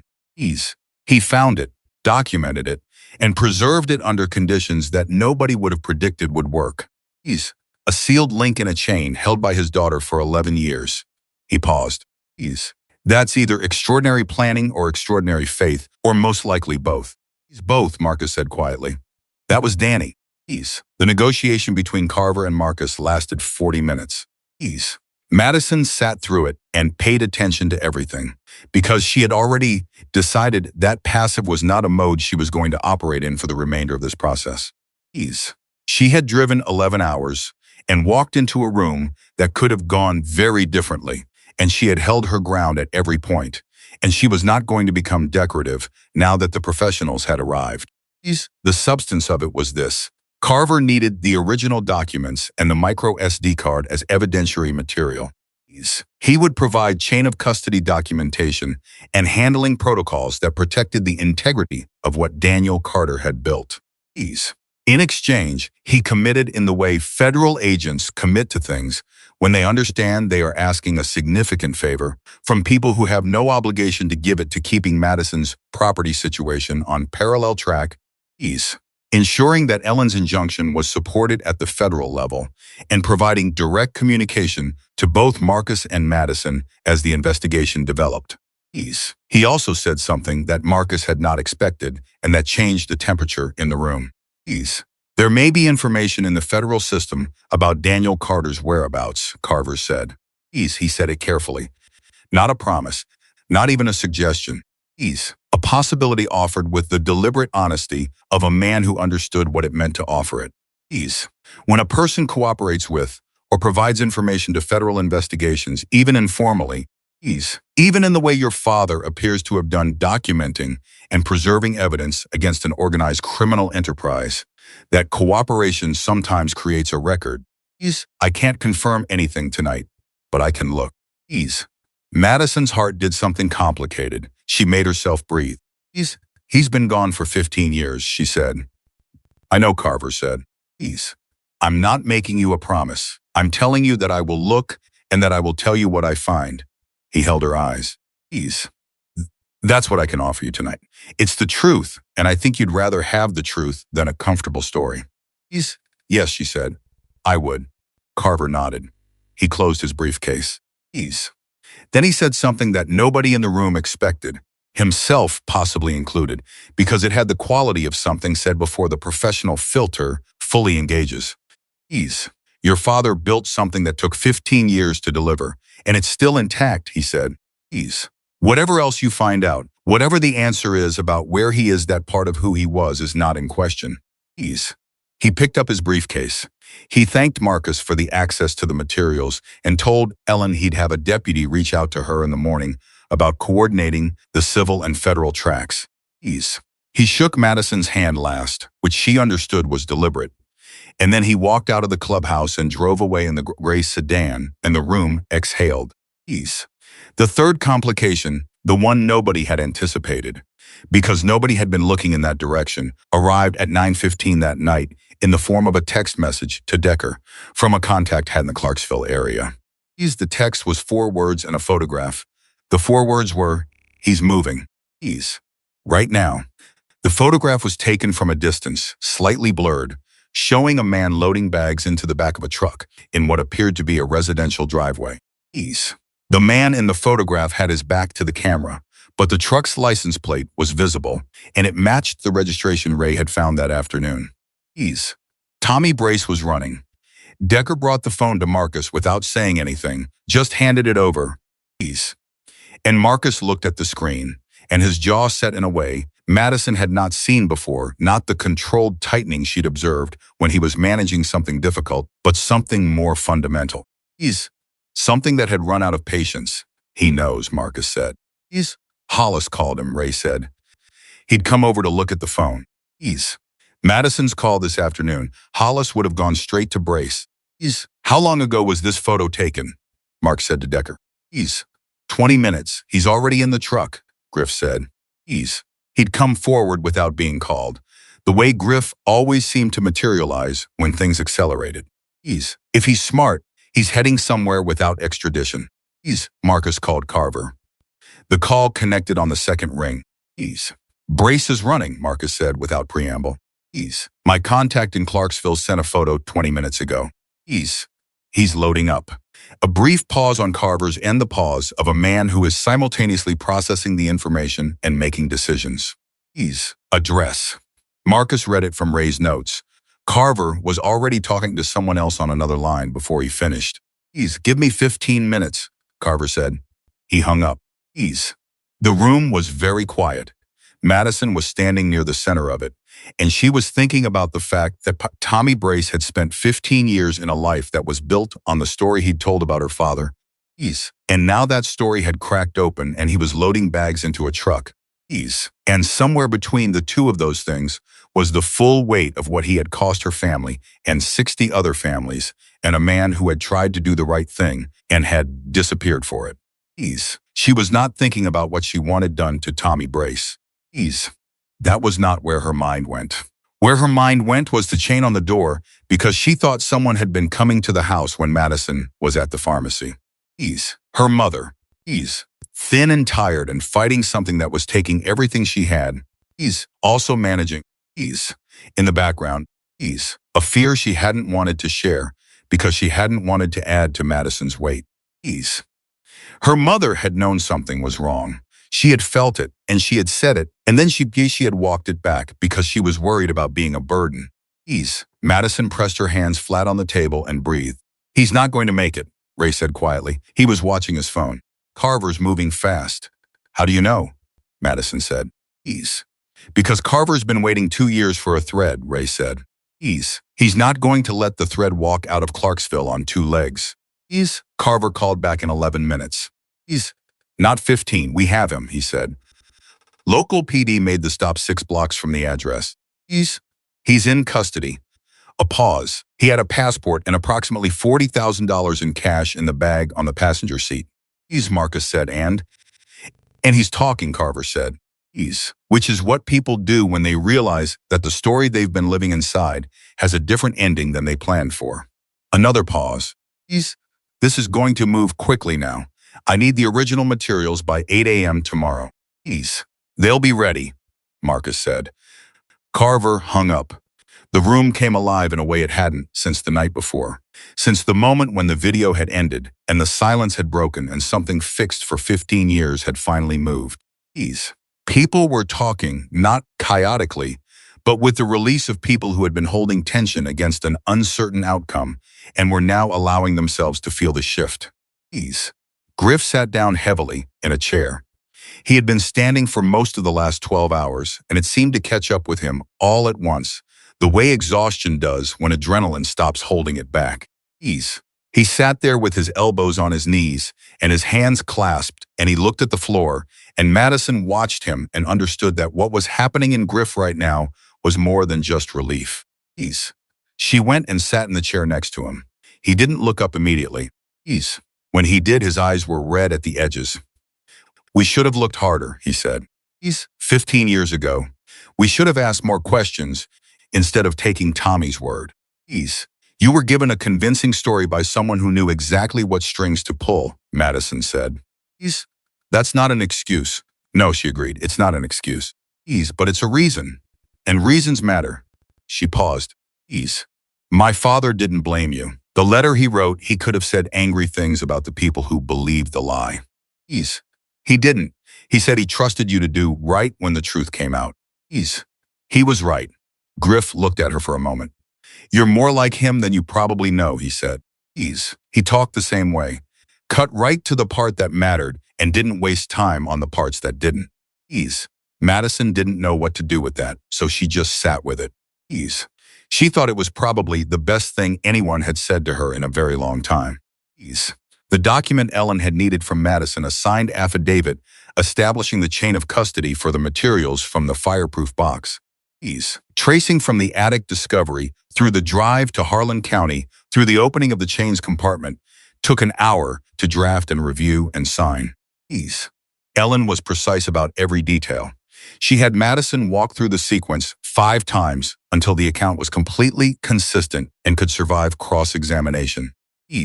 At the end of it, Ellen set down her pen and said, the injunction will be ruled on by end of day tomorrow. I expect it to be granted. When it's granted, Vance Capital is frozen on the Birchwood Drive property until the full case is resolved. And the other properties, Madison said. The other 16 in my father's documents. The others Carver mentioned. The federal investigation will address those, Ellen said. That process is longer. But with what Brace is already saying tonight, it's moving. She paused. Madison. Some of those families may get their homes back. Some may get financial remediation instead, depending on what's happened to the properties in the intervening time. But the machine stops. That's what tonight accomplished. The machine stops. Mattis nodded. She thought about the 17 entries in her father's handwriting. She thought about the 80 to 120 households Carver had mentioned.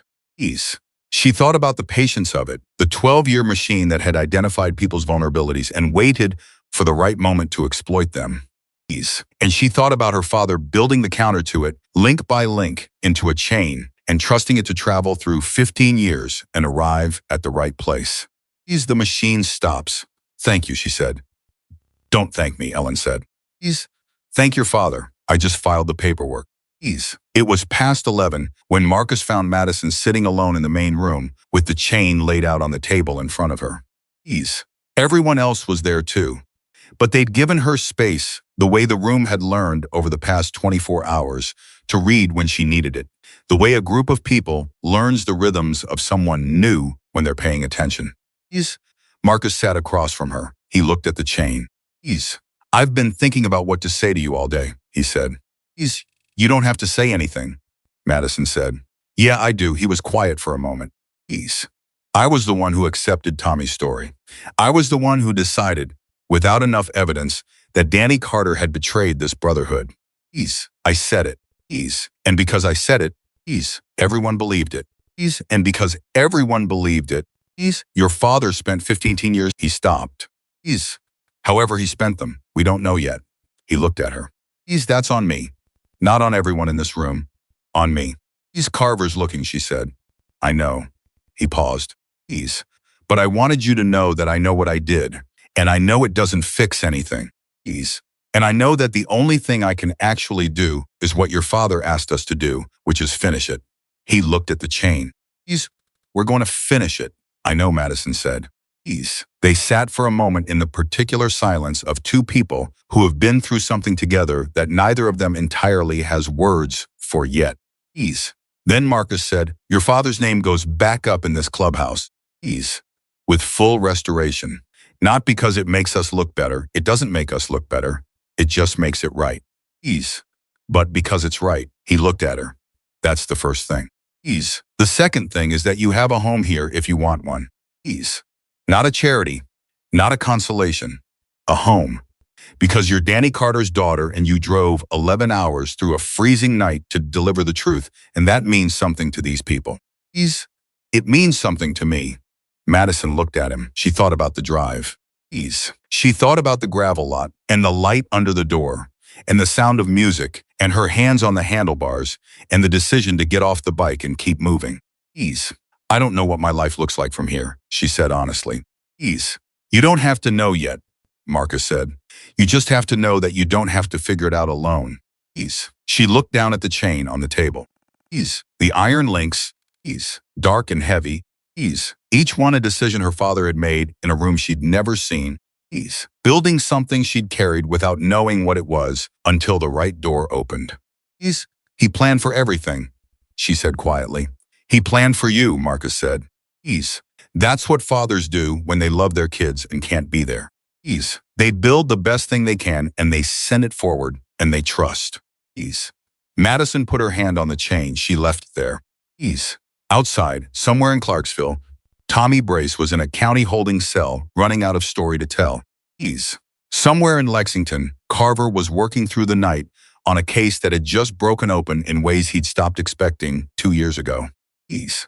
Somewhere in the federal system, there was a record that might or might not contain a name, an address, a trace of a man who had disappeared 15 years ago, believing that what he was leaving behind would be enough. Ease. And in the Hells Angels clubhouse in Harlan County, Ease, Kentucky, Ease, a 20-year-old girl sat with her hand on a chain that her father had built link by link in secret. Ease. And she held on to it the way you hold on to the only piece of someone you've never been able to let go of. Ease. And she breathed. Ease. And she let herself believe carefully. Ease. Provisionally. Ease. With the specific faith of someone who has learned that faith and evidence are not opposites, that the thing she had been carrying toward since she was old enough to carry anything had not yet run out of road. Ease. The injunction would be ruled on tomorrow. The federal case was moving. Ease. Brace was talking. The machine was stopping, and Carver had said he would look. Ease. She held the chain, and she held that, and she let it be enough for tonight. Ease. Carver called at 7:48 the next morning. Ease. Madison was already awake. Ease. She had slept 4 hours. Ease. Which was 3 more than she'd expected. Ease. And she had been sitting in the main room with coffee since 6. Ease. Going through the copy of the documents Ellen had left her own set. Ease. For her own records. And thinking about the things that thinking couldn't resolve, which was most of them. Ease. Her phone buzzed on the table, and she picked it up before the second ring. Ease. It's Carver, he said. Brace talked through the night. Ease. She set down her coffee. How much everything? Carver said. Ease. When a man realizes the story he's been protected by has collapsed. Ease and realizes it all at once. Ease. Completely. Ease with no room to maneuver he talks. Ease. Brace talked, a pause, the deliberate kind. He confirmed the Vance Capital operation. Ease. Confirmed the shell structure. Confirmed the targeting methodology. Ease. Confirmed his own role as the operational coordinator between the Harlan Group entities and the field level. Another pause. Ease. And he confirmed what happened to your father. The room was completely still. Ease. Madison was completely still. She could hear her own heartbeat. Tell me, she said. Daniel Carter is alive, Carver said. Ease. She didn't make a sound. She couldn't. Something had moved through her that was too large for sound, too immediate, too total. Ease. He's been in federal witness protection since 11 years ago, Carver said. Ease. He made contact with a federal organized crime task force in the year following his disappearance. Ease. He provided information that contributed to 2 separate prosecutions, neither of which was publicly connected to him. Ease. In exchange, he received relocation and protection. Carver's voice was careful, precise. The voice of a man delivering information he understands carries enormous weight and is trying to carry it correctly. Ease. The reason he disappeared wasn't because of Brace alone. Ease. Brace forced the timeline, but your father had already made contact with federal investigators by that point. Ease. He went under because going under was the only way to survive long enough to do what he'd been trying to do. Ease. Madison pressed her free hand flat against the table. She needed something solid. Why didn't he? Why didn't anyone? She stopped. Ease. Started again. Did my mother know? That's more complicated, Carver said. Ease. The terms of his protection required a complete severance. Ease. He would have had no ability to make a contact without compromising the arrangement. A pause. Ease. What I can tell you is that his file contains documentation of repeated requests formally submitted through proper channels to be allowed some form of indirect communication with his family. Ease. Every request was denied on security grounds. Another pause, shorter this time. Ease, he asked. Every year. For 15 years, he asked. Ease. The sound that came out of Madison then was not a cry. Ease. It was something quieter and more complete. The sound of something that has been held under pressure for a very long time, finding the first opening it's ever had. Ease. She pressed her hand over her mouth, and she breathed through it, and she held herself together with everything she had. Ease. He can. She couldn't finish the sentence. Ease. I've already made a call, Carver said. Given that the criminal enterprise he provided information against is now effectively dismantled, given that Brace's testimony has confirmed and superseded the original case parameters, the terms of the protection arrangement are under review as of this morning. He stopped. Madison. I'm not promising you a timeline. I'm not promising you what happens next. But I'm telling you that the wall that kept him from you was built on the existence of a threat. And that threat no longer has the same shape it did yesterday. She understood what he was saying. She understood it completely. Thank you, she said. It came out rough, barely formed. Thank you. Thank your father, Carver said. And then, more quietly, and thank yourself. You drove 11 hours in the dark, and you walked into a room that could have gone any direction. And you held that chain like it meant something. Because it did. He hung up. Madison sat with the phone in her hand for a moment. Then she put it down on the table. Then she stood up and walked to the door that connected to the back hallway where Marcus's office was. And she pushed it open. And Marcus was already there. He'd been in early. She realized. Probably hadn't left, and he looked up from the desk and read her face in under a second. He stood up. He's alive, she said. Marcus's eyes closed for just a moment. Just a single second with his eyes closed, and in that second, Madison saw 15 years of a wrong thing finally being corrected in the face of a man who did not correct easily. Tell me, he said. She told him. By 8:30, the core of the chapter was assembled. Not called to order, not formally summoned people, arrived the way they'd been arriving since the night before last, drawn by the particular gravity of something that wasn't finished yet and that everyone understood was not finished yet. They came in. Got coffee. Took up positions around the room. And waited. Marcus told them. He told them concisely. The way he told everything, no embellishment. No dramatic pause. Just the facts laid out in order with the weight that was intrinsic to them rather than manufactured. Daniel Carter was alive. He had been in federal witness protection for 11 years. The reason he hadn't come back was not because he had abandoned his family or his brotherhood. The reason was that coming back would have meant dying before he had the chance to do what he'd set out to do. The chain, the documentation, the video. All of it had been his insurance policy, not for himself, but for the people he was protecting. If witness protection failed, if the arrangement fell apart, if something happened before the case ran its course, the chain would deliver the truth. His daughter would find it. His daughter would bring it here. He had bet everything on two things: that Madison would be strong enough to make the drive, and that this brotherhood would be honest enough to hear it. He had been right on both counts. The room was the quietest Madison had heard it. Griff, who had been standing near the bar with his arms crossed, and his eyes on the floor while Marcus talked. He's raised his head when Marcus finished. And there were tears running openly down his face that he made no attempt to conceal. He trusted us, Griff said. After everything, he still trusted us. That's the kind of man he was, Marcus said. The kind of man he is. Connie said. From somewhere near the back. When? Marcus looked at Madison. Carver said the protection arrangement is under review, Madison said. The threat is gone. Brace is talking. The Harlan Group structure is coming down. There's no reason to keep him under anymore. She paused. He doesn't know what's happened yet. Carver said he'll be notified through the protection program's channels. He doesn't know about any of this. He doesn't know you came, Connie said. No, Madison said. He doesn't know I found the box. He doesn't know I read the letter. He doesn't know about any of it. She looked at the chain on the table where she'd left it the night before. He built all of this and he sent it forward, and he's been waiting for 15 years, not knowing if any of it worked. The room held that. A man near the back, the same one who had said Danny always did know how to plan ahead, the night before said quietly, he's going to find out.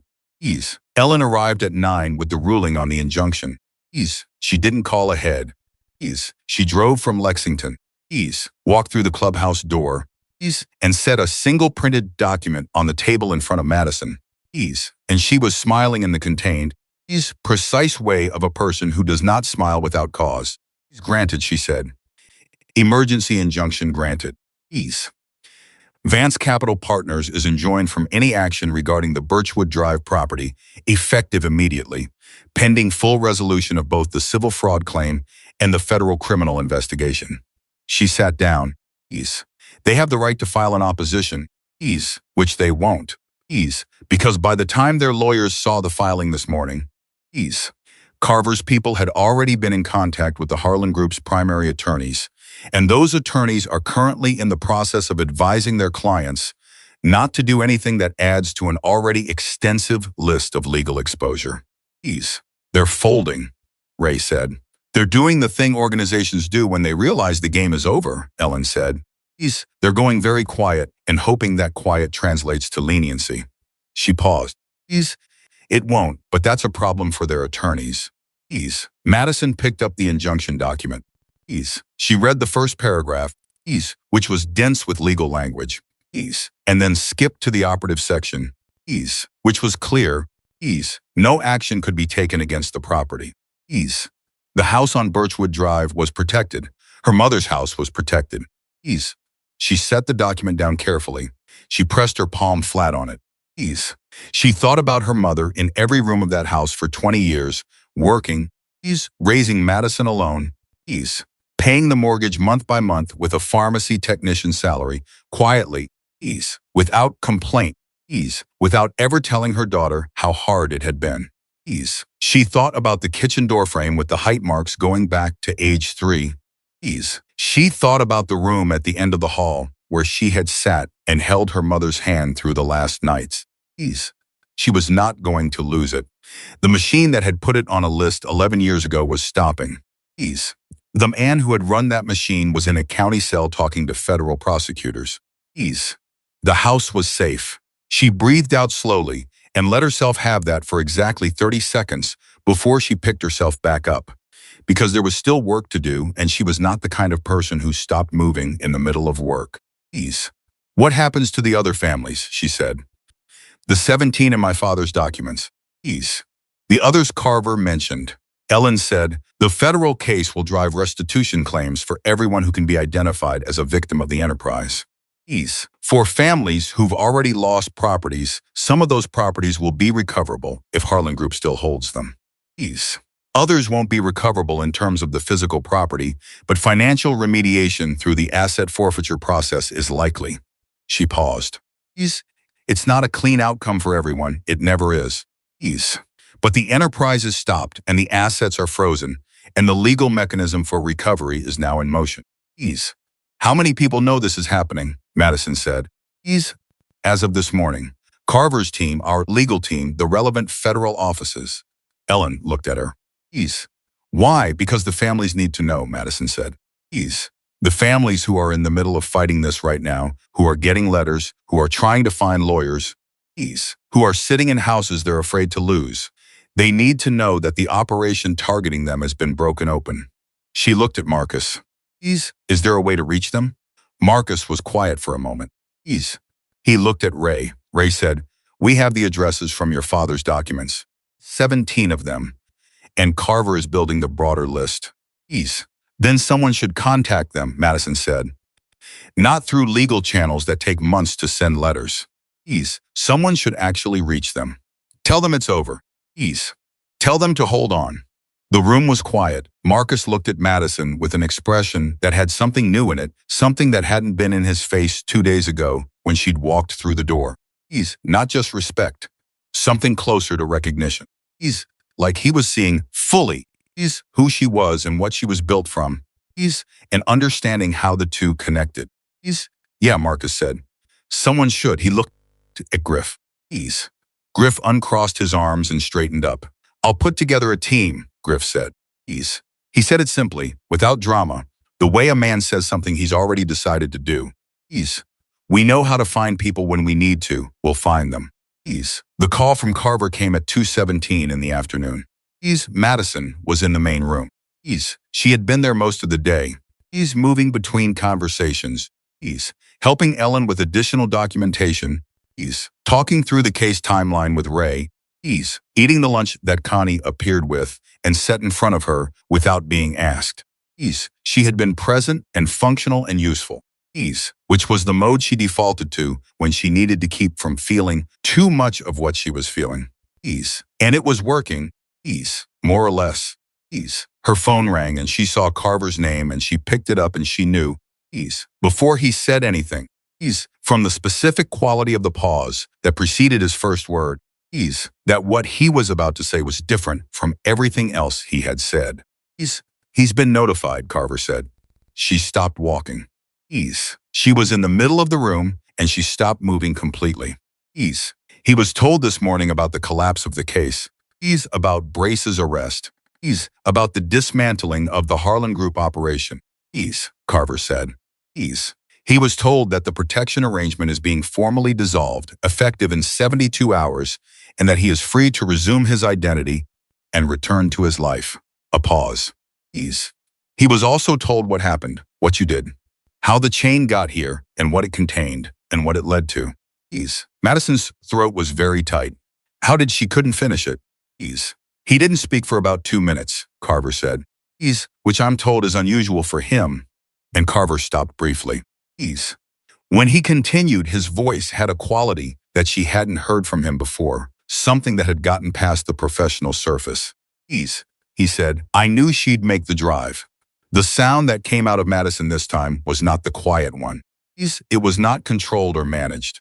It was the sound of something that had been held for 20 years, not just the 2 days of this crisis. Not just the 3 months since the attic. But the whole accumulated weight of a life lived with an absence at the center of it. A space shaped exactly like a person. She had never met that sound coming out all at once. Finally, because there was nowhere left for it to go except out. She sat down in the nearest chair. She put her hand over her mouth. She breathed. Marcus was there. She didn't know when he'd crossed the room. He was just there.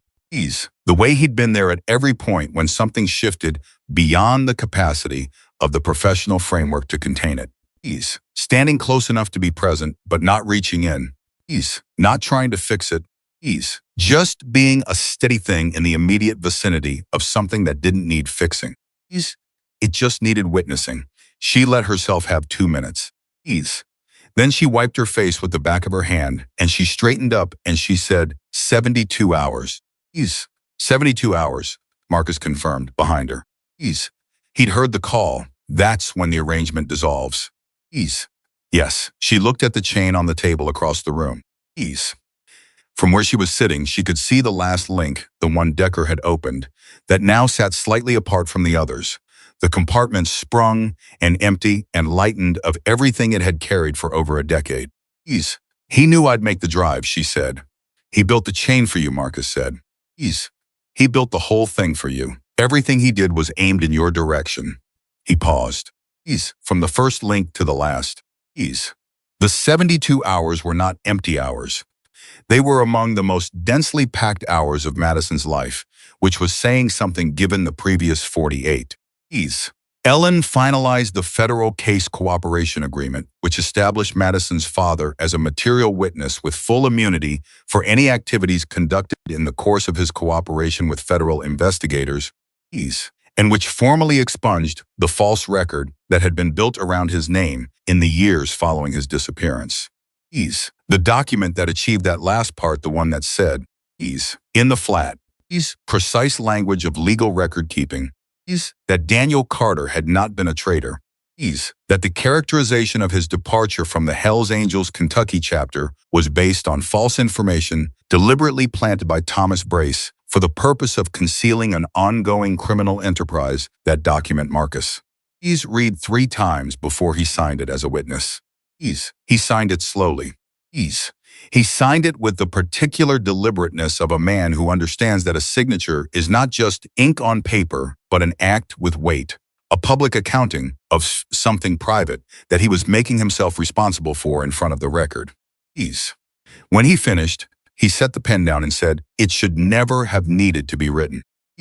"No," Ellen said, "but it exists now, and it will exist as long as the record exists." Griff's team had reached 9 of the 17 families in the documents by the end of the first day. They drove to addresses, knocked on doors, sat in living rooms with people who were in various stages of the slow emergency that Vance Capital's operation created. Some panicked, some resigned, some so exhausted by the fight that they had stopped expecting good news and needed to be told 3 times before it landed. In 2 cases, the families had already received letters from Ellen's office, formal legal notification that the action against their property had been suspended pending federal investigation. In the other 7 cases, Griff's people were the first contact. The first voice saying, "You're not alone in this. The operation that targeted you is falling. Hold on." Madison went with them on the second day. She went in the back seat of Decker's truck to 2 addresses in Tennessee. And she sat in those living rooms, and she listened, and she answered questions, and she told her story, the chain, the letter, the drive, the clubhouse, and she watched people's faces as the understanding reached them that a stranger's father, a man they'd never heard of, had spent 12 years building the documentation that was now protecting their homes. At the second house, an elderly woman named Marvella Green, who had lived in her house for 41 years and had spent the last 8 months in a state of sustained terror at the thought of losing it, took Madison's hand in both of hers and held on and said, "Your daddy must have been something else." He was, Madison said, and she meant it with every part of herself. For a man she had known for 11 minutes on a laptop screen and a lifetime of shaped absence and a letter that had been written before she could walk. On the morning of the 72nd hour, Madison was back at the clubhouse. She had not planned it that way. She had stayed because there was still work to do. And because the house on Birchwood Drive was protected and did not need her presence to remain so. And because she acknowledged this to herself quietly. Without drama, this place had become something in 72 hours that she had not had since her mother died. It had become a place where people knew her story and held it without making it strange. She was at the table with the chain when Carver called for the last time. She answered. The arrangement dissolved at 9 a.m., he said. He's been given a travel document under his original identity and a contact number. A pause. Madison. He's going to call you. He asked me to tell you he's going to call. He didn't want it to come without warning. Okay, she said. Her voice was steady, steadier than she expected. He'll probably call within the hour, Carver said. He's currently about 4 hours from Clarksville by road. The number settled over her. 4 hours. Carver, she said. Yeah, thank you for everything. For looking when you said you would. For moving fast. For... She stopped. Just thank you. Your father did the work, Carver said. All I did was recognize it. A brief pause. Take care of yourself, Madison. You did something that most people couldn't have done. He hung up. She put the phone down on the table. She put both hands flat on the table on either side of it. Please. She looked at the chain. Marcus came and sat across from her. Please. He had appeared in the room a few minutes earlier, which she thought was not coincidental. Please. He seemed to have a specific sense for when she was approaching something significant. Please. The same sense he had for everything in this building, a feel for the temperature of things that had been developed over decades of being responsible for a room full of complicated people. He's an hour, she said. I heard, he said. He had been nearby, probably. He usually was. She looked at the chain. He's going to call and I don't know what to say to him. You drove 11 hours and walked through that door, Marcus said. You'll find the words. That was different. Was angry then. Anger is a good fuel. She paused. This is different. I don't know what fuel this runs on. Marcus was quiet for a moment. Then he said, love runs on itself. It doesn't need a different fuel. It just needs the first word. She looked at him. When my son stopped talking to me, Marcus said. And she realized this was something he had not said to anyone in this room before. Or not for a long time. It went 4 years before I found the first word. 4 years and I practiced 100 versions, and none of them were right, and the one that worked was the one I said without planning it. I said, I missed you every day. That was it. That was the first word. He paused. Say the true thing. It doesn't have to be the complete thing. Just the true thing. She nodded. She looked down at the chain. What's the true thing, he said. She thought about it. She thought about the letter and the video and Carver saying he knew she'd make the drive and the notation in the file that said long-term asset hold for activation and the apartment they'd gone to in the third address and the woman. He's named Marvella, whose hands had been paper dry and warm.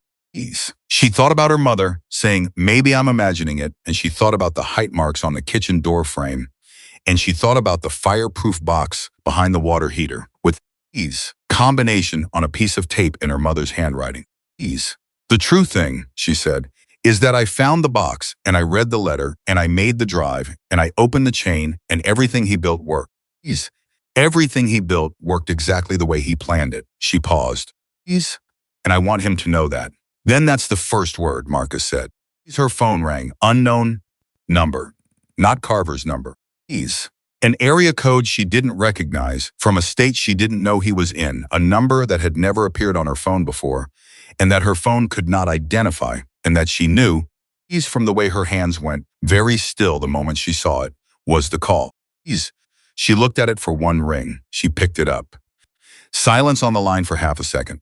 The specific silence of someone who has been waiting for 15 years for this moment, and is now in it, and is like her, at the edge of what language can do. Then a voice. Male, not old. Not what she'd expected, exactly steadier than the video. Worn in different places. But with the same cadence she had listened to 11 times on a laptop screen in the back office of a Hells Angels clubhouse at 1 in the morning. Madison, he said. One word. Her name. The way he said it like it was something he'd kept safe for 20 years. Like it was the most important word in his vocabulary. Like he was making sure it arrived and intact, undid something in her completely and rebuilt it simultaneously. One motion, destruction, and reconstruction happening in the same breath. Dad, she said. And the word that came from him then was not a word at all. It was the sound of 15 years of distance collapsing.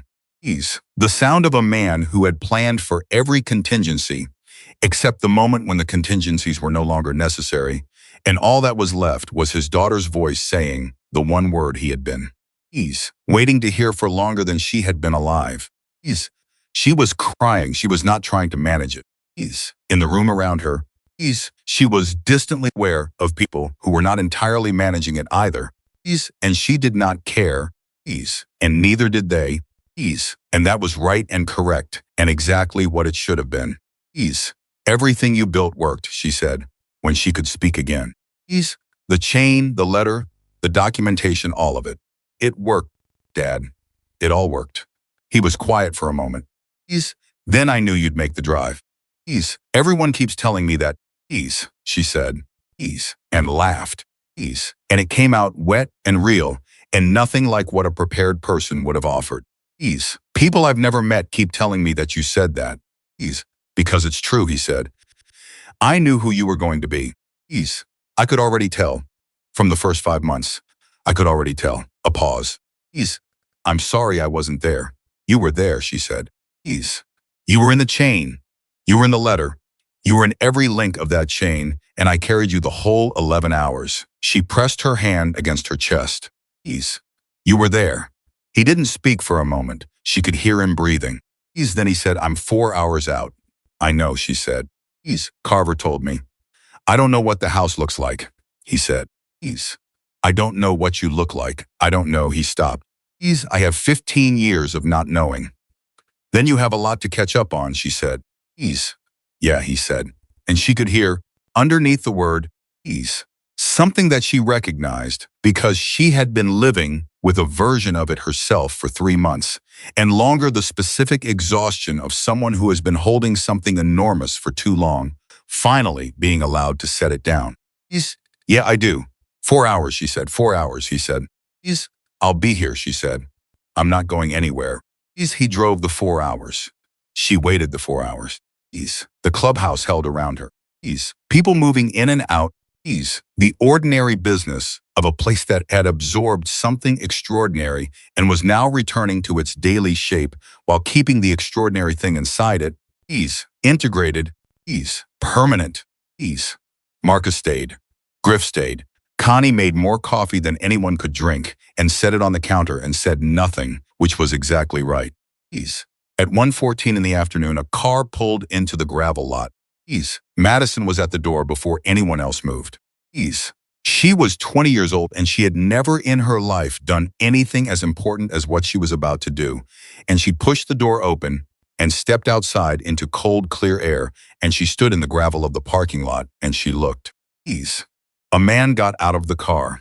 He was 41 years old, and he had the build of someone who had worked with his hands for a long time, and the face of someone who had thought very hard about difficult things for longer. He looked older than the video. He looked like someone who had traveled a long distance over a long time and was finally standing still. He looked at her. She looked at him. 15 years of letters denied.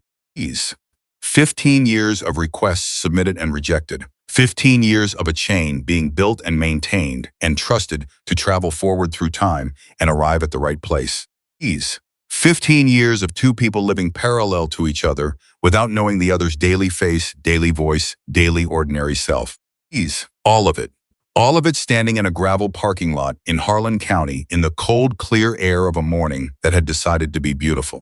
He walked toward her. She walked toward him. And when Daniel Carter put his arms around his daughter for the first time in 15 years, he held her the way the letter had held its words carefully. Completely. With nothing left out and nothing held back. And she held him back with every bit of the strength that had driven 11 hours through a freezing night and walked into a room full of strangers and held. A chain steady when everything else was uncertain. Behind them, through the open door of the clubhouse, Marcus Reed watched, and said nothing, and understood that the debt he owed a man he had wrongly called a traitor had just begun to be paid in the only currency that actually mattered. The chain sat on the table inside. Iron links, worn dark, each one a decision made in secret, in faith, in love, empty now of everything it had carried, lightened of its purpose, having done exactly what it was built to do. A daughter had carried her father's truth through the dark and delivered it to the people who could finish what he started. And a brotherhood had done what a brotherhood is supposed to do. When the truth finally arrives, it stood up, and it answered, and it made things right. Some people spend a whole life wondering if the thing they're fighting for is worth the cost. Daniel Carter built his answer into a chain and sent it home, and the answer was yes. It was always yes. And Madison Carter, 20 years old, standing in a gravel parking lot in her father's arms for the first time, knew with the certainty of someone who has earned knowing, rather than merely hoped for it, that the drive had been worth every mile.